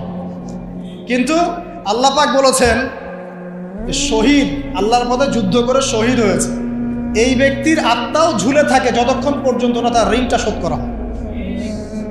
এবার বলেন আমি কি বুঝাবো? আর কিছু বলতে হবে? তো এখন সেই দোয়া শেখাচ্ছি আপনাদেরকে, যে দোয়া শিখলে আপনারা ঋণ থেকে বাঁচবেন ইনশাআল্লাহ। কত দিবেন বলেন? আচ্ছা, হ্যাঁ, এই তো, শুকরিয়া। দোয়া করবেন যেন আল্লাহ পাকের দিনটাকে আল্লাহর জমিনে প্রতিষ্ঠা করতে পারি। আমার সাথে বলেন, দোয়াটা হচ্ছে আল্লাহুম্মা ইকফিনি বিহালালিকা আন হারামিকা ওয়া আগনিনি বিফদলিকা আম্মান সিওয়াকা। এই দোয়াটা ছোট না, এটা মুখস্থ করবেন, সেজদায় পড়বেন, নামাজের সেজদায় পড়বেন, আত্তাহিয়াতু দরুদ শেষ তারপরে পড়বেন, নামাজ শেষে হাত তুলে করবেন, যখন তখন শেষ রাতটা করবেন। ইনশাআল্লাহ দেখবেন আপনার ঋণ বলতে কিছু থাকবে না ইনশাআল্লাহ। যদি থাকেও, বড় কোনো ঋণ থাকেও, আল্লাহ পাক অন্য কোনো মাধ্যমে এটা শোধ করার ব্যবস্থা করে দিবেন ইনশাআল্লাহ। ইনশাআল্লাহ। আমার জীবনে এমন ঘটনাও ঘটেছে, এটা এখন গল্পটা মনে পড়ে গেল তাই বলছি, যে 1,20,000 টাকা ঋণ আছে আমার, শোধ করার কোনো অপশন নাই আমার কাছে। আমার চোখে ধরা পড়ছে না যে 1,20,000 টাকা আমি কেমনে দিব। কি হলো, হঠাৎ করে আমরা একটা সার্কুলার দেখলাম যে সারা বাংলাদেশে ইসলামিক ট্যালেন্ট খোঁজা হচ্ছে। 2000 এটা মনে হয় 17 কি 18 সালের কথা। হ্যাঁ, 18 না? আচ্ছা, 18। তো হ্যাঁ, আলোকিত। তো এখন আমার ওয়াইফ বলছেন যে আপনি এটাতে অ্যাপ্লাই করেন। আমি অ্যাপ্লাই করবো, এটা তো আলেম ওলামাদের প্ল্যাটফর্ম, আমি এখানে জেনারেল থেকে আসা মানুষ, কেমন করে কি। তো সে বলছেন না, আপনি পারবেন ইনশাআল্লাহ, আপনি পড়াশোনা করেন, ইনশাল্লাহ পারবেন। তো আমি দেখছি আগে প্রাইস কি আছে, কষ্ট তো করবো, আগে দেখি পুরস্কারটা কি।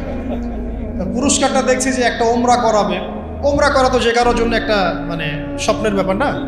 ওমরা করা তো সবাই আমরা খুব পছন্দ করি, আল্লাহ পাক আমাদেরকে বেশি বেশি ওমরা করার তৌফিক দেখ। আর লেখা আছে যে ফার্স্ট প্রাইজ 3 লাখ টাকা, second prize 2 lakh, third prize হচ্ছে 1 লাখ। তো ছিল, আচ্ছা ঠিক আছে। তখন আমি একটা জবও করি, আমি কিন্তু চাকরিও করেছি এক সময়। তো এখন জব ছেড়ে দিলাম, জবে থাকলে আমার এখন পড়াশোনা হবে না।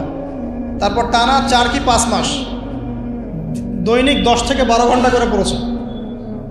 টানা 4 থেকে 5 মাস দৈনিক 10 থেকে 12 ঘন্টা, নাওয়া খাওয়া সব ওখানে।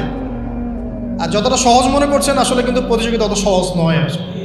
যে কোনো জায়গা থেকে প্রশ্ন আসতে পারে, আকিদা, সিরাত, ইতিহাস, এটা ওইটা, অনেক টপিক, প্রায় 36টা বিভাগ আছে। তো আলহামদুলিল্লাহ কীভাবে জানি আস্তে আস্তে উঠতে পারলাম। গিয়ে দেখলাম যে হ্যাঁ, টিভি রাউন্ডে চলে গেছে। আমি তেমন কিছুই করি নাই, আমি শুধু পরিশ্রম করেছি, আল্লাহর কাছে বেশি থেকে বেশি দোয়া করেছি যে আল্লাহ, আমার ঋণ আছে, ঋণ শোধ করতে হবে একটা। এবং আমি চাচ্ছি যে এই প্রোগ্রামের মধ্য দিয়ে দিনের একটা বড় সার্কেল পাওয়া যায়, দিনই প্ল্যাটফর্ম পাওয়া যায়। তো আলহামদুলিল্লাহ আল্লাহ পাকের ইচ্ছায় সেখানে একটা ভালো রেজাল্ট হলো, এবং সেখানে উমরাও করা হলো আলহামদুলিল্লাহ। এবং ক্যাশ তারা খুব তাড়াতাড়ি দিয়ে দিয়েছে। আমি পুরো ক্যাশটা আগে পেয়েই আগে ঋণটা শোধ। এখন এই সময় কিন্তু আমি দোয়াটা করেছি, আল্লাহুম্মা ইকফিনি বিহালালিকা আন হারামিক ওয়া আগনিনি বিফদলিকা আম্মান সিওয়াক। দেখেন, আমি কিন্তু জানতামও না এমন কোনো প্রতিযোগিতা হবে, আমি সেখানে পার্টিসিপেট করব, ওই ওসিলায় উমরা করব, ওই ওসিলায় আবার ঋণও শোধ হবে, আমার কিন্তু মাথায় ছিল না। এটাই হচ্ছে আল্লাহ পাকের সেই আয়াত, ওয়া মান ইয়াত্তাকিল্লাহ ইয়াজআল লাহু মাখরাজা। আল্লাহ পাককে যে ভয় করবে, আল্লাহ পাক তার জন্য রাস্তা খুলে দিবেন ইনশাআল্লাহ। ওয়া ইয়ারযুকুহু মিন হাইসু লা ইয়াহতাসিব। এবং এমন উৎস থেকে আল্লাহ পাক রিজিক দিবেন যেটা সে কল্পনাও করতে পারে না। এটা আল্লাহ তাওয়াক্কুল রাখেন জাস্ট।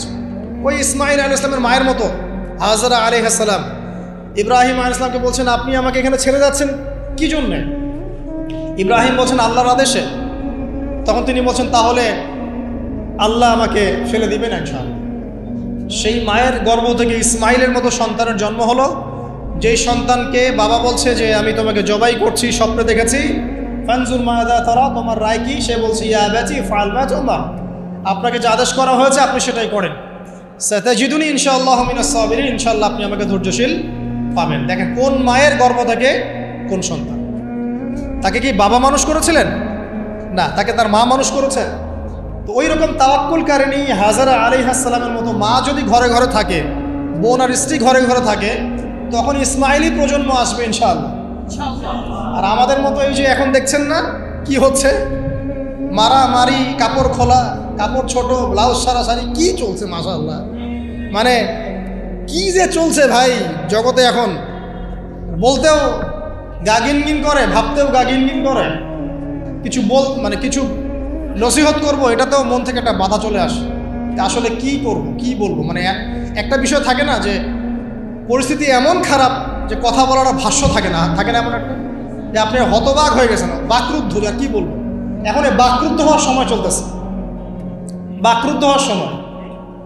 মানে বলার আর কি নাই, কিছু নাই, কি বলবেন। আস্তে আস্তে কাপড় খুলতে খুলতে খুলতে খুলতে খুলতে খুলতে এখন বিকিনি পরে ঘুরতে চায়। এখন বলে যে কয়দিন পর বিকিনি পরেই ঘুরবে, দেখেন। আর ওরা চায় যে পশ্চিমারা যেমনে চলে অমনেই চলুক। আরে ভাই, ওই ব্লাউজটা ছাড়া শাড়ি পরাই দরকার কি? তুমি এমনি ঘোরো না রে ভাই, ওইটুকুই বা পরার কি দরকার? ওটা কি লজ্জাশীলতার পরিচয় হলো? ওইটুকুই বা পরার কি দরকার? আশ্চর্য একটা বিষয়। মানুষকে দেখেন, মেয়েরা কলেজে পড়তে গিয়ে মেয়েরা কি করতেছে এখন দেখেন, কলেজে পড়তে গিয়ে মেয়েরা কি করতেছে দেখেন। আর আপনি আপনার মেয়েকে কলেজে ওখানে পড়তে পাঠাচ্ছেন, ওখানে হোস্টেলে রাখছেন, যেখানে একটা মেয়েকে নবী সাল্লাল্লাহু আলাইহি ওয়াসাল্লাম মাহরাম ছাড়া সফর করতে নিষেধ করছেন, সেখানে আপনি আপনার মেয়েকে কোন শিক্ষায় শিক্ষিত করার জন্য রাতের পর রাত সেখানে কাটাচ্ছেন? তারা নিজেরাই বলছে যে মেয়েদেরকে ফোর্সফুলি যৌন কাজে বাধ্য করা হচ্ছে। মানে ইজ্জত চলে যায়, যাক ভাই আমার সার্টিফিকেট চাই, বিষয়টা নাকি ইজ্জত যাক, কতজন আমার সাথে কি করে করুক, বাট আমার একটা সার্টিফিকেট চাই, একটা অনার্সের একটা মাস্টার্সের সার্টিফিকেট চাই। এটা দিয়ে আমি বিসিএস ক্যাডার হব, এটা দিয়ে আমি প্রাইমারি স্কুলের টিচার হব, এটা দিয়ে আমি জাতি গঠন করবো নাকি? পরে এরাই তো আপনার ঘরে বউ হিসেবে আসবে, মানে আপনার কি অবস্থা হবে চিন্তা করেন এখন। তা আমরা আসলে ভাই কোথায় আছি এখন? আল্লাহ পাক আমাদেরকে বোধোদয় দান করুক, দোয়া করি। তবে একটা হাদিস না বললে আমি এখান থেকে সরতে পারতেছি না। এই কথাই নবী সাল্লাল্লাহু আলাইহি ওয়াসাল্লাম বলেছেন, হুবাহু এই কথাই, একদম এটাই, যে ফিতনা ধেয়ে আসছে, লা ইলাহা ইল্লাল্লাহ, ফিতনা ধেয়ে আসছে। তার স্ত্রী যায়নাব বিনতে জাহাশ তিনি বলছেন, ইয়া রাসূলুল্লাহ সাল্লাল্লাহু আলাইহি ওয়াসাল্লাম, আনুহলিকু ওয়া ফিনা সালিহুন, আমাদের মধ্যে সৎ মানুষগুলো থাকা সত্ত্বেও কি আমরা ধ্বংস হয়ে যাব? সুন্দর প্রশ্ন না? নবীজি বলছেন, নাম, তোমরা ধ্বংস হয়ে যাবে। ইযা কাসুরাতুল খাবাস, যখন এরকম নগ্নতা, বেহায়াপনা, অশ্লীলতা ছড়িয়ে পড়বে, তখন সৎ অসৎ, আলেম জালেম সব ধ্বংস, জাতি গঠন করবেন সব ধ্বংস। আল্লাহ পাকের গজব সময়ের ব্যাপার মাত্র। আল্লাহ পাক শুধু আসমানি বালাই দেন না, জমিনি বালাও। আল্লাহ পাক মুসলিমে ফাসাদ লাগিয়ে দিতে পারেন, আল্লাহ পাক বহিঃশত্রুকে আপনার উপর চাপিয়ে দিতে পারেন, আল্লাহ পাক দুর্ভিক্ষ দিতে পারেন, আল্লাহ পাক মহামারী দিতে পারেন, আল্লাহ পাক কুন বললে ফায়াকুন হতে পারে। সে আল্লাহকে ভুলে গিয়ে এইসব প্রগতিশীলতার নামে যখন নগ্নতার চর্চা হচ্ছে, অশ্লীলতার চর্চা হচ্ছে, আর আমরা এগুলো সব মুখ বুঝে সহ্য করছি, মাদক, পর্ন, জেনা, ব্যভিচার সব চলছে চোখের সামনে, আমরা কিচ্ছু বলার নাই, সুদ ঘুষ সব চলছে। এটা সময়ের ব্যাপার যে আল্লাহ পাকের গজব কখন আসবে। আর যখন আসবে, আলেম জালেম কাউরে ছাড়বে না ইনশাআল্লাহ, আমারে আপনারে কাউরে ছাড়বে না ইনশাআল্লাহ, দেখে নিয়ে। আরেকটা কথা নবীজি বলছেন, দুই শ্রেণীর মানুষ আসবে কিয়ামতের আগে আগে, আমি দেখি নাই। তখন সাহাবীরা বলছেন, কারা ইয়া রাসূলুল্লাহ? একজন বলছেন, এক শ্রেণী হচ্ছে এমন এক শ্রেণীর পুরুষ। কারা এরা? পুরুষ, যাদের হাতে লম্বা লম্বা লাঠি থাকবে, লাঠি, এই লাঠি দিয়ে তারা মানুষকে পিটাবে। কি আপনারা বুঝতে পারেন না কারা? আপনি নিজেও তার মধ্যে আছেন, আপনার ভাইও তার মধ্যে আছে। আপনি এবং আপনার ভাই দুজনেই এই কাজ করছেন, ভাইয়ে ভাই মারামারি করছেন, সবার হাতেই লাঠি আছে না? আছে। অথচ উভয় মুসলিম। আর একজন মুসলিম যখন আরেকজন মুসলিমের এগেনস্টে যুদ্ধ করতে যায় বা এরকম মারামারি করতে যায় না, যে মরবে আর যে মারবে উভয়ই অপরাধী, উভয় অপরাধী। হাদিস রিয়াদুস সালেহিন বইয়ের মধ্যেও আছে, দেখে নিয়ে।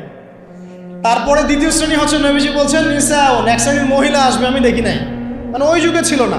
আইয়ামে জাহেলিয়াতের বর্বর যুগেও এরকম মেয়ে ছিল না। তার মানে বুঝতে পারছেন, আইয়ামে জাহেলিয়াতের যে যুগটাকে এখন বর্বর বলে না, বর্বর, সেকেলে, মধ্যযুগীয় এইসব কথা বলে না, ওই যুগেও এই মানুষগুলো ছিল না। তার নবীজি বলছেন আমি দেখিনি, লাম আরাহুমা, আমি ওদেরকে দেখি নাই। তারা কারা? নিসাউন, এক শ্রেণীর মহিলা, কাসিয়াতুন আরিয়া, যারা কাপড় পরবে বাট নগ্ন থাকবে, কাপড় পরবে কিন্তু নগ্ন থাকবে। মুমিলাত মাইলাত, নিজেও মানুষকে আকৃষ্ট করবে আবার নিজে আকৃষ্টও হবে। লা ইয়াজিদনা রিহাল জান্নাহ, তারপর একটা কি জানি, তারা জান্নাতে, লা ইয়াদখুলনাল জান্নাতা ওয়া লা ইয়াজিদনা রিহাহা, তারা জান্নাতে যাবেও না, জান্নাতের গন্ধও পাবে। নেন এবার এখন দেখেন, একটু ভেবে দেখেন যে আমার ঘরে কি সেরকম মেয়ে আছে কিনা, আমার ঘরে সেরকম বোন আছে কিনা, আমার ঘরে তেমন ওয়াইফ আছে কিনা। এখন যদি আপনি আল্লাহ এবং তার রাসূলকে সর্বোচ্চ অগ্রাধিকার দেন, আল্লাহর ওয়াস্তে ওদেরকে ঠান্ডা মাথায় বোঝানোর চেষ্টা করেন, বোঝান যে তারা, তাদের ফাংশনটা কি, দুনিয়াতে ওদের ফাংশন কি, দুনিয়াতে মেয়েদের ফাংশনটা কি, একটা পরিবারে একটা মেয়ের ফাংশন কি, স্বামী স্ত্রীর সম্পর্কের মধ্যে মেয়ের ভূমিকা কি, স্ত্রীর ভূমিকা কি, এগুলোকে বোঝান। তবে হ্যাঁ, এক শ্রেণীকে আপনি বুঝিয়ে কুল পাবেন না। তারা কারা সেটাও হাদিসে এসেছে, শেষ জামান হাদিস এটাও আছে। দাজ্জালের শেষ অনুসারী হবে এক শ্রেণীর মেয়ে, যাদেরকে তাদের মুমিন পিতা, ভাই এবং স্বামী পরিবারের মধ্যে পর্দায় রাখতে পারবে না। তারা বাঁধন ছিঁড়ে বেরিয়ে চলে যাবে, তারা অনেক আগেই চলে গেছে। তার মানে দাজ্জাল আসার সময়ের ব্যাপার মাত্র। আর যে দেশে আসবে সেই দেশটা এখন অনেক শক্তিশালী, যেদিক দিয়ে বের হবে ওইদিকে এখন দেখেন আবার ইরানের মধ্যে কি চলছে, সব কিছুই রেডি, এখন সব সময়ের ব্যাপার। আসেন শেষ করে দেই, অনেক লম্বা না করি, 10 মিনিট সময় নিচ্ছি। যে না, আমারও তো একটা ভাই ব্যাপার আছে না, বিনা হাদিয়াতে এত লম্বা আলোচনা হইব না, ফ্রি সার্ভিস চলবে না। আচ্ছা আসেন শেষ করি। আমরা কোথায় ছিলাম? রাতে। পরিস্থিতি বোঝেন, পরিস্থিতি বুঝলে আমাদের করণীয় বের হয়ে আসবে। করণীয় আমি অনেক দিন বলেছি, জ্ঞান অর্জনের কোনো বিকল্প নাই, জ্ঞান অনুযায়ী আমলের কোনো বিকল্প নাই, আদর্শ পরিবার গড়ার কোনো বিকল্প নাই, পরিবারের মেয়েদেরকে পর্দায় রাখার কোনো বিকল্প আছে? নাই। এমনকি আমাদের ছোট ছোট ছেলে মেয়ে যারা এখন জন্ম নিয়েছে, এদেরকেও ছোটবেলা থেকেই ইসলামের অনুশাসন দিতে হবে, না হলে বড় হয়ে বিগড়ে যাবে। এরা বিগড়াবে না? চতুর্দিকে ফিতনা, এরা তো বিগড়ে যাবেই। হালাল রিজিকের কোনো বিকল্প নাই। দ্বীনের জ্ঞান অর্জন করে দ্বীনি মানুষদের সাথে থাকার কোনো বিকল্প নাই। একা একা থাকতে যাবেন না, দ্বীনের বুঝ আছে এমন মানুষের সাথে থাকবেন, একসাথে থাকবেন। যেখানেই থাকেন, যে নামেই হোক, একসাথে থাকেন, যে নামেই হোক। ইসলামে তো অনেক দলাদলি আছে না? আচ্ছা হোক, এটা নিয়ে এখন কথা বলার দরকার নাই। যে কোনো ব্যানারেই হোক থাকেন, অ্যাটলিস্ট আপনি ভালো মানুষদের সাথে থাকেন, এটা ভালো হবে ইনশাআল্লাহ। আল্লাহ চাইতে দেখবেন সবার মাঝে একসঙ্গে ঐক্য দিয়ে দিতে পারেন। আল্লাহ পারেন না? আর যারা ইন্টেনশনালি উম্মার ঐক্যের বিরোধী, এদেরকে আল্লাহ পাক ধ্বংস করে দিবেন ইনশাআল্লাহ, সমস্যা। কারণ আল্লাহ বলে তো একজন আছেন, তিনি সব দেখেন ইনশাআল্লাহ। আর হচ্ছে আপনার জ্ঞানটাকে ইসলামের কল্যাণে কাজে লাগান, আপনার সম্পদ, আপনার জানমাল, এটাকে ইসলামের কল্যাণে কাজে লাগান, দ্বীনের প্রচার প্রসার করতে থাকেন। আক্রমণাত্মক হবেন না, শৈথিলতাবাদীও হবেন না, চরমপন্থী হবেন না, আবার এই যে গোলালু মার্কাও হবেন। গোলালু কি? মানে সব তরকারিতেই চলে।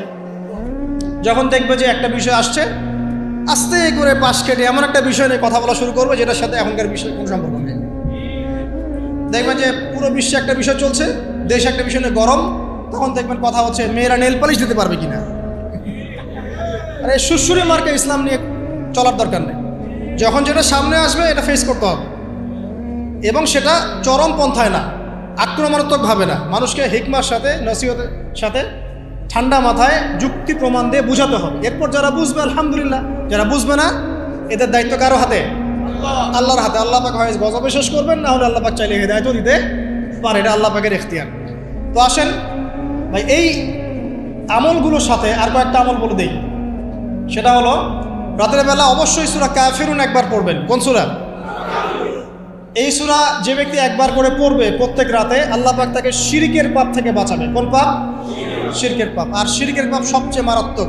যার আমল নামায় শিরকের পাপ আছে, এই আমল নামা জান্নাতে যাচ্ছে না, এটা স্পষ্ট কথা। সূরা নিসার মধ্যেও আছে, অন্য অনেক জায়গাতেই আছে যে আল্লাহ পাক সব গুনাহ মাফ করতে পারেন, শিরকের গুনাহ মাফ করবে। তওবা করলে আল্লাহ পাক মাফ, তওবা করে আবার ইসলামের দিকে আসতে হবে। আল্লাহ পাক তৌফিক এনায়েত করুন, আমিন। শিরকের পাপ থেকে বেঁচে থাকেন। আর শিরক সম্পর্কে জানার জন্য কিতাবুত তাওহীদ একটা বই আছে, এটা পড়েন, কিতাবুত তাওহীদ। তারপরে রাতের বেলা 33 বার সুবহানাল্লাহ পড়বেন, 33 বার আলহামদুলিল্লাহ পড়বেন, আর 34 বার আল্লাহু আকবার পড়বেন। ঠিক আছে? এরপরে আপনি রাতে আর্লি ঘুমিয়ে যান। যতটুকু সময় ঘুমিয়ে থাকবেন এই সময়টুকু ইনশাআল্লাহ আপনার আমল নামায় ইবাদত বলে গণ্য হবে ইনশাআল্লাহ। যদি দেখেন রাতের বেলা দুঃস্বপ্ন দেখছেন, দুঃস্বপ্ন যদি দেখেন তাহলে বাম দিকে 3 বার থুতু ফেলবেন, এভাবে আউযু বিল্লাহি মিনাশ শাইতানির রাজিম, এভাবে 3 বার থুতু ফেলবেন। মানে কারো গায়ে থুতু দিবেন না, থুতু ফেলার ভান করবেন। তারপরে পাশ পরিবর্তন করে ঘুমাবেন। ঠিক আছে? দুঃস্বপ্ন মানুষ দেখতে পারে, আর দুঃস্বপ্ন শয়তানের পক্ষ থেকে দেখানো হয়। আর যদি আপনি পবিত্র অবস্থায় ওযু করে ঘুমান, আমলগুলো করে ঘুমান, দরুদ শরীফ পড়তে পড়তে ঘুমিয়ে যান, বা আল্লাহুম্মা বিইসমিকা আমুতু ওয়া আহইয়া পড়ে আল্লাহ জিকির করতে করতে ঘুমিয়ে যান, আপনি আল্লাহর হুকুমে সত্য স্বপ্নও দেখতে পারেন। এটাও হাদিসে আছে, সত্য স্বপ্ন বলে একটা বিষয় আছে। যদি সত্য স্বপ্ন দেখেন, ভালো স্বপ্ন যেটা আপনার মনের মধ্যে আনন্দ দিচ্ছে, তাহলে আপনি প্রিয় কোনো মানুষকে বলবেন, আপনার মা, আপনার স্ত্রী বা আপনার কাছের কেউ। ঠিক আছে? আর দুঃস্বপ্ন দেখলে কাউকে বলতে যাবেন না, দুঃস্বপ্ন দেখলে কাউকে বলতে যাবেন না। যদি দুঃস্বপ্ন দেখেন, উঠে 2 রাকাত নফল নামাজ পড়ে আল্লাহর কাছে দোয়া করবেন, আল্লাহ এই স্বপ্ন আমি দেখেছি, এর অনিষ্ট থেকে আল্লাহ তুমি আমাকে বাঁচাও। প্রয়োজনে একটু সাদাকা করবেন। আর দান সদকা তো এখন মানুষ কমিয়ে দিয়েছে নাকি?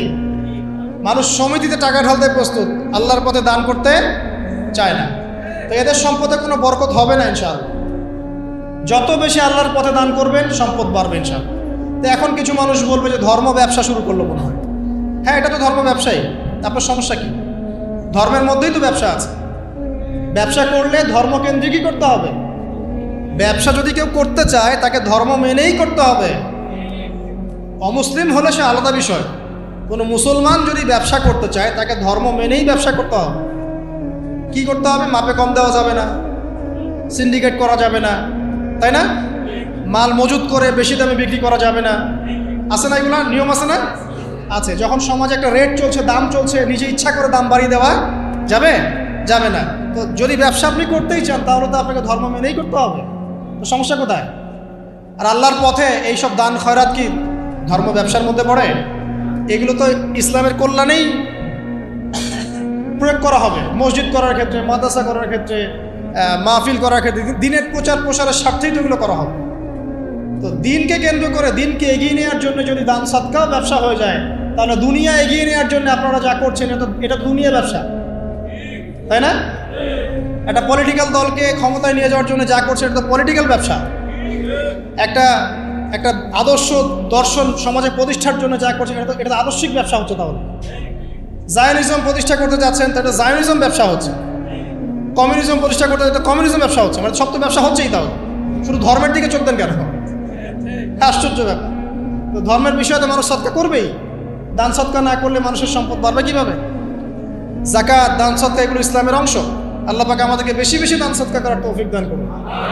তারপরে চলে আসেন, এইভাবে রাতে আমলগুলো গুছিয়ে শেষ রাত্রে ওঠার চেষ্টা করে। আমি যে বললাম, রাতটাকে এনজয় করার জন্য আল্লাহ পাক বলেছেন, একদম শেষ রাত্রে আল্লাহ পাক ওঠার তৌফিক সবাইকে দান করুন। আমাকে, আপনাদের সবাইকে দান করুন। আমি শেষ রাত বলতে কোনটা? রাতকে 3 ভাগে ভাগ করতে হবে। কয় ভাগে? একদম শেষের অংশ। মনে করেন যে 1টা থেকে 4টা বা 5টা বা 1.5টা থেকে 5টা, এই সব অংশটা আছে না, এটা হচ্ছে শেষের অংশ। এই অংশটা এত বেশি মূল্যবান। এই সময় মানুষ ঘুম থেকে উঠে যদি দোয়া করে লা ইলাহা ইল্লাল্লাহ ওয়াহদাহু লা শারীকা লাহু লাহুল মুলকু ওয়া লাহুল হামদ ওয়া হুয়া আলা কুল্লি শাইইন কাদির, এরপরে বলে সুবহানাল্লাহ, আলহামদুলিল্লাহ, ওয়া লা ইলাহা ইল্লাল্লাহ, আল্লাহু আকবার, লা হাওলা ওয়া লা কুওয়াতা ইল্লা বিল্লাহ, আল্লাহুম্মা ইগফিরলি, এরপরে হাত তুলে দোয়া করলে যা চাবেন তাই পাবেন। এই সময় একটা হাদিস দিয়ে আমি ইদি টানতেছি, শেষের দিকে আসছি। আল্লাহ রাব্বুল আলামিন হাদিসে কুদসির মধ্যে বলেছেন, শেষ রাতের এই অংশে আল্লাহ পাক প্রথম আসমানে নেমে আসেন।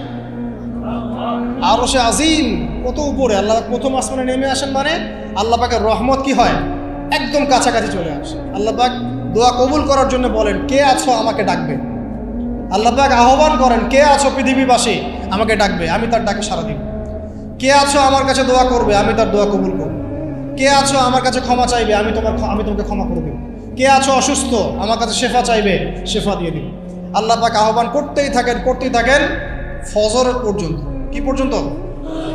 আর ওই সময় এই যে সারা রাত জায়গায় মানুষ ওই সময় ঘুম দেয়, তাই না?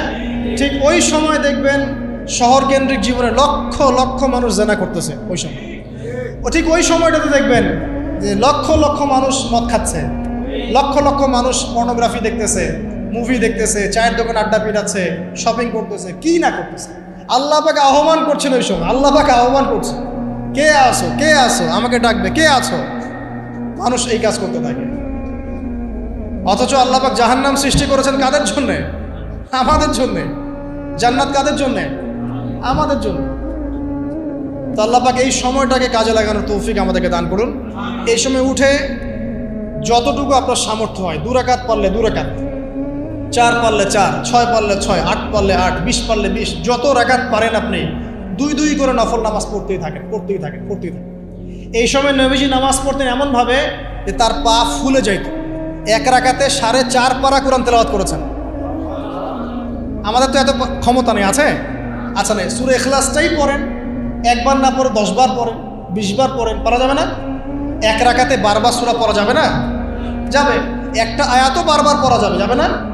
আপনি রাকাতটাকে লম্বা করেন, রুকুকে লম্বা করেন, সিজদাকে লম্বা করেন, যত দোয়া আছে এই সিজদার মধ্যে ঢেলে দিবেন। এই ডিজিটাল নামাজ বাদ দেন। ডিজিটাল নামাজ কি? মানে রুকু করলে সিজদা পাওয়া যায় না, সিজদা করলে আবার পরের আবার তাকবীর তাহরিমা পাওয়া যায়। মানে তাশাহুদ পড়লে দরুদ পাই না, দরুদ পড়লে আবার কি পাই না, মানে আমি মিলাতে পারি না, মানে দৌড়ের উপর আছি আর ইমাম সাহেব দৌড়ের উপর রাখছে আমাদেরকে। তো এইসব ডিজিটাল নামাজ ত্যাগ করেন, রিল্যাক্সে নামাজ পড়েন, ঠান্ডা মাথা, রিল্যাক্স। আপনি যে কয়টা সূরা জানেন বারবার রিপিট করতে থাকেন এবং সূরাগুলোর অর্থগুলোর দিকে ফোকাস করেন। অর্থটা মুখস্থ করেন, প্রয়োজনে আরবি বোঝেন না, অর্থটা মুখস্থ করেন, করে ওই দিকে আপনি মনোযোগ রাখেন। আর প্রত্যেক রাকাতে একই সূরা পড়বেন না, তাহলে নামাজটা কিন্তু স্বাধীন হয়ে যাবে। সূরা চেঞ্জ করবেন, দেখবেন আপনার মাথাটা বিজি থাকবে, নামাজে মনোযোগ বাড়বে। এগুলো টিপস। আর কি করবেন? যতক্ষণ মনোযোগ আসে নাই নামাজে থাকেন। রুকু করেছেন, একটু মনে হলো মনোযোগ ডানে চলে গেছে, আবার ফিরায় নিয়ে আসেন, আবার তাসবিহ পড়তে থাকেন। 3 বারই পড়তে হবে, এটা কি লেখা আছে নাকি? 3 বারই পড়তে হবে। আপনি চাইলে 100 বারও পড়তে পারেন না? বাড়ান, সময়টা বাড়ান, নামাজের সময় বাড়ান, তার সেজদার সময় বাড়ান। 2 সেজদার মাঝখানে দোয়া করেন, আছেন আল্লাহুম্মা গফিরলি ওয়ারহামনি ওয়াহদিনি ওয়াআফিনি ওয়ারযুকনি, এগুলোর অর্থ বোঝার চেষ্টা করেন। সেজদায় কি পড়ছেন অর্থ বোঝার চেষ্টা করেন। যদি আপনি নফল নামাজ পড়েন, আপনি আরবি জানেনই না, মোটেই আরবির কোনো নলেজই নাই, একটা দোয়াও জানেন না, পারলে বাংলায় দোয়া করেন, ইনশাআল্লাহ পারা যাবে না? আপনি আরবি জানেনই না, শেখার চেষ্টা করেন, শিখতে থাকেন। যতদিন শেখেন নাই কমপক্ষে অতদিন তো আপনি বাংলায় করতে পারবেন না? ইনশাআল্লাহ আল্লাহ পাক তৌফিক দান করুন, আমিন। ফরজ নামাজে এই কাজ করতে যায় না, আবার এটা নফল নামাজের কথা বললাম। আচ্ছা, এবার নামাজ শেষ করে আপনি আল্লাহর কাছে হাত তুলে দোয়া করুন। এই যে দোয়া নিয়ে আমরা কত ক্যাচাল করি, নামাজের আগে দোয়া, পরে দোয়া, মিলাদে দোয়া করি না, মাহফিলে দোয়া। অনেক আমাদের রংপুরে তো একজন শহীদ হয়ে গেছে মাশাআল্লাহ, এই দোয়া নিয়ে মারামারি করতে। মানে মসজিদে সম্মিলিত মোনাজাত করতো, সে করবে না, একদল করে না, একদল করবে, এই নিয়ে মারামারি করতে একদল শহীদ না এটা? তো এত যে দোয়া নিয়ে ফিকির, হুজুরকে ডেকে এনে দোয়া করান, মায়ের জন্য দোয়া, বাপের জন্য দোয়া, কুলখানি 40টা, কত কি করেন। শেষ রাত্রে হাতটা তুলে আল্লাহর কাছে দোয়া করেন। দোয়ার আগে খালি একবার বলবেন, আগে আল্লাহর প্রশংসা করবেন, বলবেন আলহামদুলিল্লাহ, তারপরে বলবেন আল্লাহুম্মা সাল্লি আলা মুহাম্মাদ, মানে প্রথমে আল্লাহর প্রশংসা, তারপরে রাসূল সাল্লাল্লাহু আলাইহি ওয়াসাল্লামের প্রতি দরুদ, তারপরে বলবেন রব্বিক ফিরলি, আল্লাহ আমাকে মাফ করো। এরপরে আপনি আপনার দোয়া করুন, যত দোয়া আছে, আধা ঘন্টা লাগুক 1 ঘন্টা লাগুক, দোয়া করতেই থাকবেন, করতেই থাকবেন, করতেই থাকবেন, চোখ দিয়ে পানি না বের হওয়া পর্যন্ত চেষ্টা করতেই থাকবেন। পারবেন না? মানে আল্লাহর কাছে কবুল করায় নিবই নিব এর মানে। আর এই যে সবচেয়ে বড় ওসিলা, একদিন বলে দিয়েছিলাম, আল্লাহর কাছে সবচেয়ে বড় ওসিলা দিয়ে দোয়া করবেন। অনেক ওসিলা আছে, যেমন আপনি দোয়া করতে পারেন, আল্লাহ আমি যে এতক্ষণ এই যে আমি 8-10 রাকাত নামাজ পড়লাম, আল্লাহ এই ওসিলায় তুমি আমাকে এটা দান করো। আল্লাহ আমি এই যে কোরআন তেলাওয়াত করেছি, খতম করলাম, এই ওসিলা আল্লাহ তুমি আমাকে এটা দান করো। আল্লাহ আমি গতকালকে এই যে 1000 টাকা সদকা করেছি, এই ওসিলা আল্লাহ পাক তুমি আমার বিপদ দূর করে দাও। এটা ভালো কাজ হচ্ছে ওসিলা। আর সবচেয়ে বড় ওসিলা হচ্ছে আল্লাহ পাকের তাওহীদ, লা ইলাহা ইল্লাল্লাহ। আল্লাহকে বলবেন, আল্লাহ তোমার তাওহীদের ওসিলায় তোমার কাছে আমি এইটা চাচ্ছি, ওইটা চাচ্ছি। দেখবেন ইনশাআল্লাহ আপনার রিজিক যদি হালাল হয়, ওই রিজিকে যদি সুদ না থাকে, আর ঘুষ না থাকে, আর দুর্নীতি না থাকে, ইনশাআল্লাহ আপনার দোয়া কবুল হবে। আর এরকম দোয়া কবুলের অনবদ্য মুহূর্তেও দোয়া কবুল হবে না যদি আপনার রিজিকের মধ্যে হারাম থাকে। এবার আপনি ভাবেন যে রিজিকটা কত ইম্পর্টেন্ট, এভাবে রাতটাকে পুরোটাকে এনজয় করেন। এই রাতের মধ্যে স্ত্রীকে সময় দেন, বাচ্চাকে সময় দেন। স্ত্রীকে যে সময়টা দিবেন সেটাও আপনার ইবাদত। এটা বলবো এটা আবার কেমন, এটাই এমনই। যদি আপনি বেগানা কোনো নারীর সাথে জেনা করেন তাহলে গুনাহ হবে না? জেনার গুনাহ হবে না? ঠিক স্ত্রীর সাথে সময় কাটালে, এমনকি তার সাথে গল্প করলেও নাকি, তাই বলে বেশি গল্প করতে যায় না। যত বেশি মাথায় উঠাবেন তত বেশি পস্তাবেন। ভালোবাসবেন, এটা আমি বলিনি যে ভালোবাসবেন না, তবে আল্লাহ পাক এবং তার রাসূলের পথে বাধা হয় এমন কোনো কিছুকে স্থান দিবেন। আমার কথা কি বুঝতে পারছেন? স্ত্রী সন্তান যে হোক না কেন, যে আল্লাহ এবং তার রাসূলের পথে বাধা দিচ্ছে বা আপনার দিনী কাজে প্রতিবন্ধকতা সৃষ্টি করছে, এটাকে আস্তে করে মাইনাস করে আল্লাহ এবং রাসূলকে সর্বোচ্চ অগ্রাধিকার দিবেন, তারপরে তার আগে নয়। তো ভালোবাসবেন, নিঃসন্দেহে ভালোবাসবেন, তবে কোনো কিছুই অতিরিক্ত ভালো না, অতিরিক্ত কোনো কিছুই ভালো না। এরপরে আসেন, ওইটাও নাকি, সন্তানকে সময় দেন সেটাও নাকি, পরিবারে একসাথে খাওয়া দাওয়া করবেন সেটাও নাকি। এইভাবে পুরো রাত আপনি আপনার জীবনটাকে রাসূলুল্লাহ সাল্লাল্লাহু আলাইহি ওয়াসাল্লামের সুন্নাহ দিয়ে ঢেলে সাজাবেন ইনশাআল্লাহ। আর রাতের ওই যে ক্ষতিগুলো দিয়ে শুরু করেছিলাম, শেষ করে দেই। শোনেন, শুরুতে যে রাতের অনেকগুলো ক্ষতির কথা বললাম, এগুলো যে বললাম চোখ লাগা, বললাম জাদু, বললাম জিন শয়তানের অনিষ্ট, বদনজর, মানুষের হিংসা, এই বিষয়গুলো থেকে বেঁচে থাকার জন্যে আপনাকে কিছু আমল করতে হবে। বলে দেব? আচ্ছা, 1 নাম্বার, সূরা ফালাক, সূরা নাস, সূরা ইখলাস, সকালে 3 বার এবং সন্ধ্যায় 3 বার, সবগুলো 3 বার 3 বার করে, সকালে এবং সন্ধ্যায়। 1 নাম্বার। 2, বিসমিল্লাহিল্লাযী লা ইয়াদুররু মা ইসমিহি শাইউন ফিল আরদ ওয়ালা ফিস সামা ওয়া হুয়াস সামিউন আলিম, এই দোয়া সকাল সন্ধ্যায় 3 বার। 2, 3, আয়াতুল কুরসি সকালে 1 বার, সন্ধ্যায় 1 বার, ঘুমানোর আগে 1 বার, 3 বার। মেডিসিন দিচ্ছি, মেডিসিন প্রেসক্রিপশন লিখে নেন। 3টা বললাম। 4, সূরা বাকারার শেষের 3 আয়াত রাতের বেলা 1 বার, 4।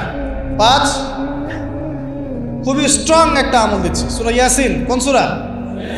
সূরা ইয়াসিন। ফজরের নামাজের পর 1 বার, ফজর নামাজের পর 1 বার, ইনশাআল্লাহ এইসব অনিষ্ট থেকে বেঁচে থাকবেন। 6, আউযু বিকালিমাতিল্লাহি তাম্মাতি মিন শাররি মা খালাক, এই দোয়াটা, আউযু বিকালিমাতিল্লাহি তাম্মাতি মিন শাররি মা খালাক, 3 বার 3 বার, সকালে 3, সন্ধ্যায় 3। 6, আরও আছে 7, হাসবি আল্লাহ লা ইলাহা ইল্লা হু আলাইহি তাওয়াক্কালতু ওয়া হুয়া রাব্বুল আরশিল আযীম, সকালে সন্ধ্যায় 7 বার করে। কয়বার করে? 7 বার করে। মনে থাকবে না, ভুলে যাবেন, ওই যে রেকর্ডিং দেখে নিয়েন। 7। 8 নাম্বার, হ্যাঁ না ওটা আগে বলছি। 8 নাম্বার হচ্ছে 3 বার, সকালে 3, রাত্রে 3। রদিতু বিল্লাহি রাব্বান ওয়া বিল ইসলামি দীনান ওয়া বি মুহাম্মাদিন নাবিয়্যা। 8। 9, দরুদ শরীফ, আল্লাহুম্মা সাল্লি আলা মুহাম্মাদ ওয়াসাল্লিম, এতটুকু। আল্লাহুম্মা সাল্লি আলা মুহাম্মদ ওয়াসাল্লিম, অথবা আল্লাহুম্মা সাল্লি ওয়াসাল্লিম আলা নবিয়িনা মুহাম্মদ, সকালে 10, রাত্রে 10। আর একটা হচ্ছে সূরাতুল কাফিরুন। কোন সূরা? সূরা কাফিরুন রাত্রেবেলা পড়বেন। এছাড়া আরও অনেক আমল আছে যেগুলো এক লেকচারে বলা সম্ভব না। এই আমলগুলো নিয়মিত করলে, এই যে চোখ লাগা বলেন, আর এই বদনজর বলেন, আপনার জিন শয়তানের অনিষ্ট বলেন, বা তাবিজ কবজ বলেন, এই যে বানটোনা বলেন, কবিরাজের তন্ত্রমন্ত্র বলেন, ঠিক আছে, দৃশ্য অদৃশ্যের কোনো অনিষ্ট ইনশাআল্লাহ তাআলা আপনার কোনো অনিষ্ট করতে পারবে না ইনশাআল্লাহ, মনে থাকবে। আর সর্বশেষ কথা হচ্ছে, নিজের বাসায় কোরআন তেলাওয়াত বাড়িয়ে দিবেন। সূরা বাকারা, সূরা আলে ইমরান ছাড়বেন না। কোন সূরা? সূরা বাকারা, সূরা আলে ইমরান। সূরা বাকারা, আলে ইমরান যে বাসায় তেলাওয়াত করা হয়, শয়তান সেখান থেকে পালিয়ে যাবে, ঠিক আছে। আল্লাহ পাক আমাদের সবাইকে এই আমলগুলোর মধ্য দিয়ে রাতকে এনজয় করার তৌফিক দান করুন, এবং এভাবেই আমাদের জীবনের প্রতিটা রাতকে উপভোগ করার তৌফিক দান করুন। আর দিনের আমল নিয়ে ইনশাআল্লাহ আরেকদিন কোন এক সেমিনারে কথা হবে। আল্লাহ পাক আমাদের সবাইকে সুস্থ রাখুন।